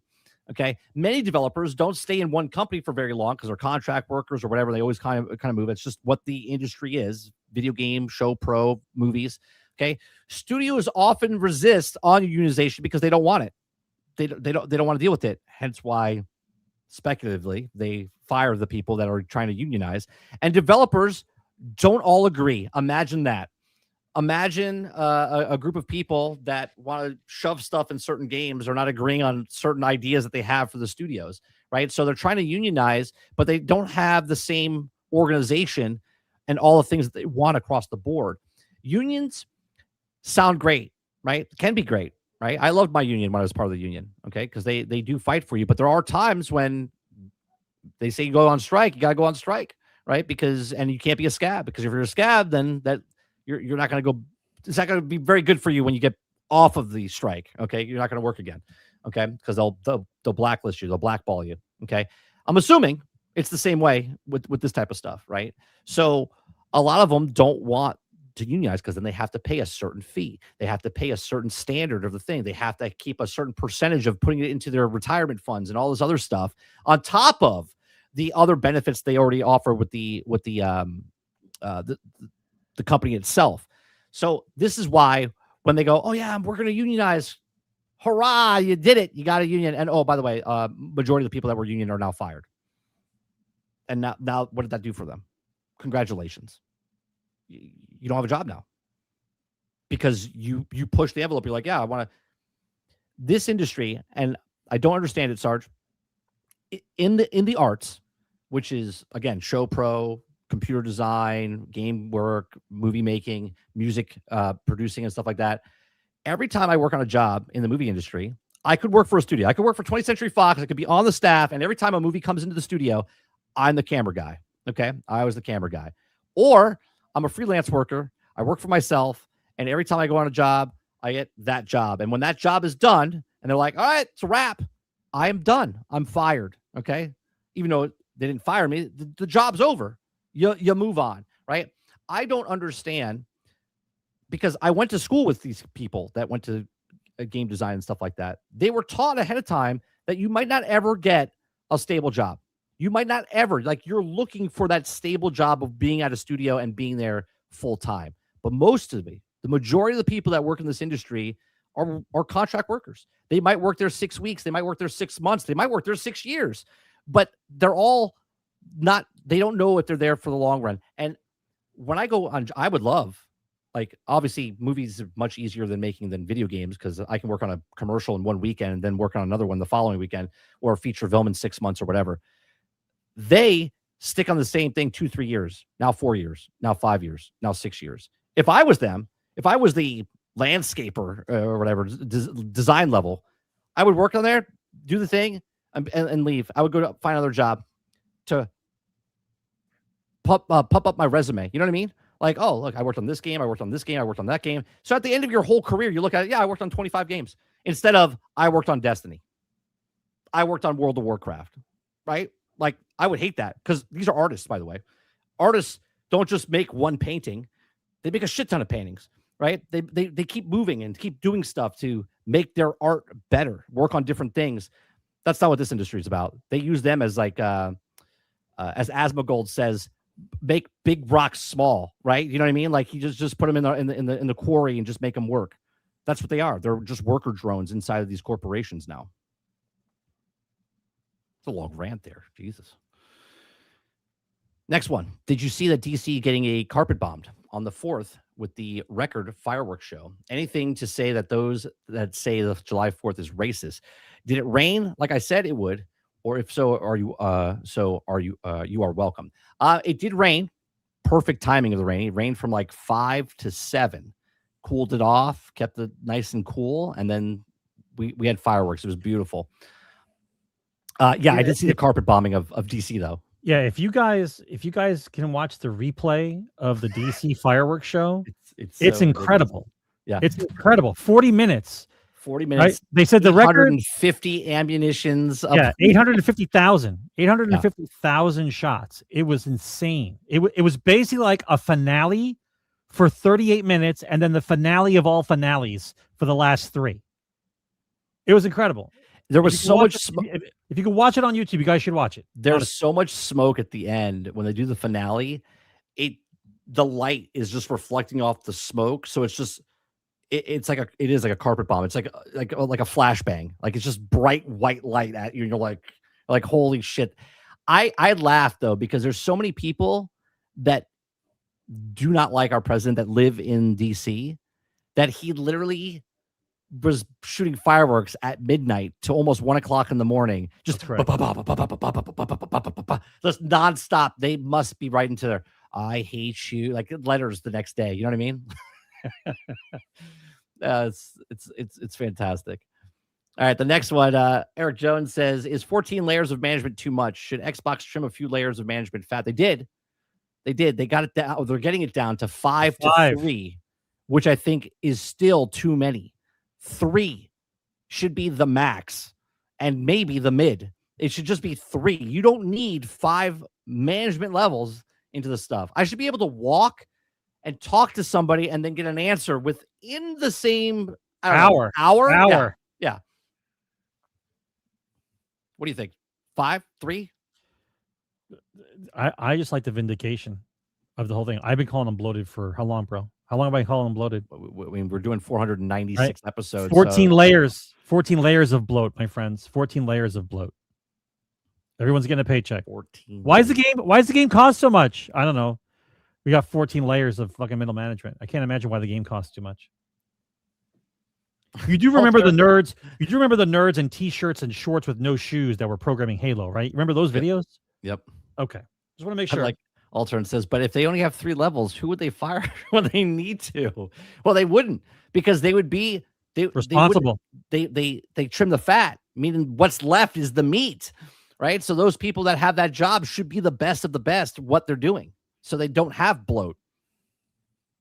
Next one, Altern says, do you think there are companies that need Asha Sharma, someone that comes in and cleans house? If so, what companies do you think need it?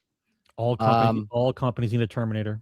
Yeah, I mean, look at the Terminator. The Terminator is not activated until you fuck up too much, though. Like that's the whole thing. Look at what Elon did when he came in and did Doge. Yeah, right. Look what Elon did to Twitter. Yeah, right. You 80%. Everybody who cried. You hate Elon. I don't give a shit if you hate Elon or not. Right? He comes in, he gets rid of 80% of the people working there. And everything stayed the same. Yeah, you're still working. So what the fuck were you doing? So what the fuck were you doing there? Let me ask you that question. What were you doing there? You could do it to EA. You could do it to Take-Two. You could do it to Sony. You could do it to Nintendo, probably. All companies have bloat. Every single one. Right? Go to Meta. Take care of them. To Apple. Get rid of them. Like all these companies have bloat. Doge should be doing 24/7. Everyone stopped crying about it, but Doge should never have stopped. They should have. They should have just kept going. Do you know if Valve cut the people that are bloated with them? They probably fire 1 person. That's why they only have so many people working. Like there's like 8 people. No, they have more than that. They have like 113 or 130, something like that. But the upper guys, though, is only like 6 yeah. But they don't have bloat, right? Everybody that's at Valve is making money and is profitable, right? Each person makes $1.6 million for them. That's not bloat. That's what they should do. Eric Jones says, will the U.S. ever win the World Cup? Do we need to import? Dude, I watched that game. What the fuck was our goalie doing? They were playing a completely. I don't even know who they were. They were playing a completely different way than the last game. The goalie could have picked up the ball, and instead he did like some little, and then the guy just like kicked it into the goal for like the third goal. I was like, what the fuck are you doing? Yeah, it was an embarrassment, that game. Yeah, but we made it to the round. Yeah, elimination round. It's still good. They made it to that round, but that game was embarrassing. They completely got outplayed. Yeah. Will they ever win? It's a hard tournament, man. And these countries. Have you ever, outside of World Cup, have you watched the world teams play? Oh, yeah. They're insane. They're insane. They're in a completely different league, man. Like these people have been playing soccer for like centuries. Yeah, since they were 6. Yeah. Before our country was even made, they were playing soccer. Okay. Altern says, would you buy a AYN Thor? I was looking into it. I was telling Sarge earlier before the show started. I was thinking about buying this little handheld device. The standard one is like $400. The light one's like $259 or $325 or something like that.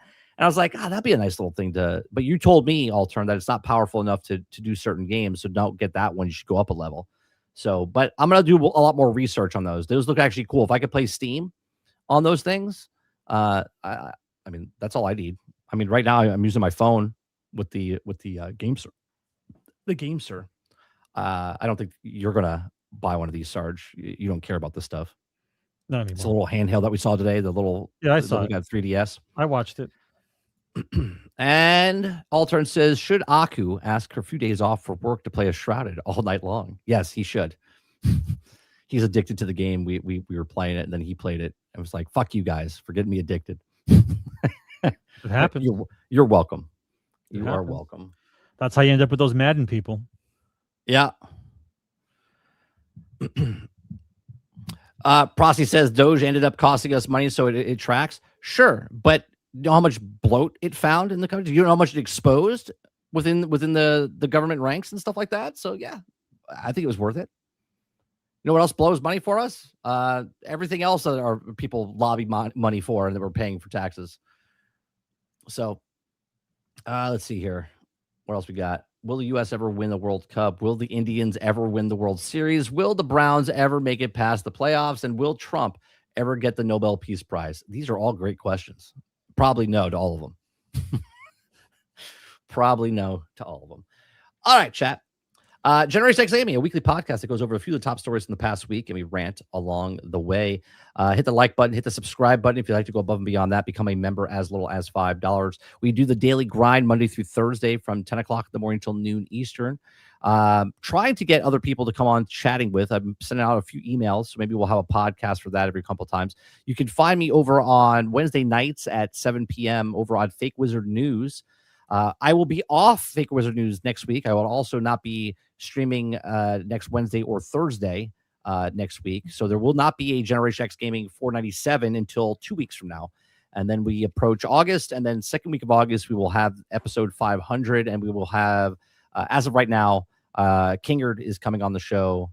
Greg Owen, I believe, is coming on the show, and Wizard might be coming on the show. It all depends if it works out with their schedule or whatnot. So appreciate it very much. Like I said, hit that like button, hit that subscribe button. Go down to the apparel store. I'm going to try to be working on new shirts and stuff in the future. We have new songs up on the Spotify playlist that you can download, buy, purchase. And you can also, I think that's it. I think that's all the things. I think we did all the things. All right. You guys have a great rest of your day, evening, and night. And see you guys. Have a great weekend. Game on, guys. Retro meets the now and here. Gaming tales you need to hear. Laugh and shout and sometimes sneer. Memories from all those years. Console wars and secret tips. Tips and tricks from pixel trips. News that pours from gaming sips.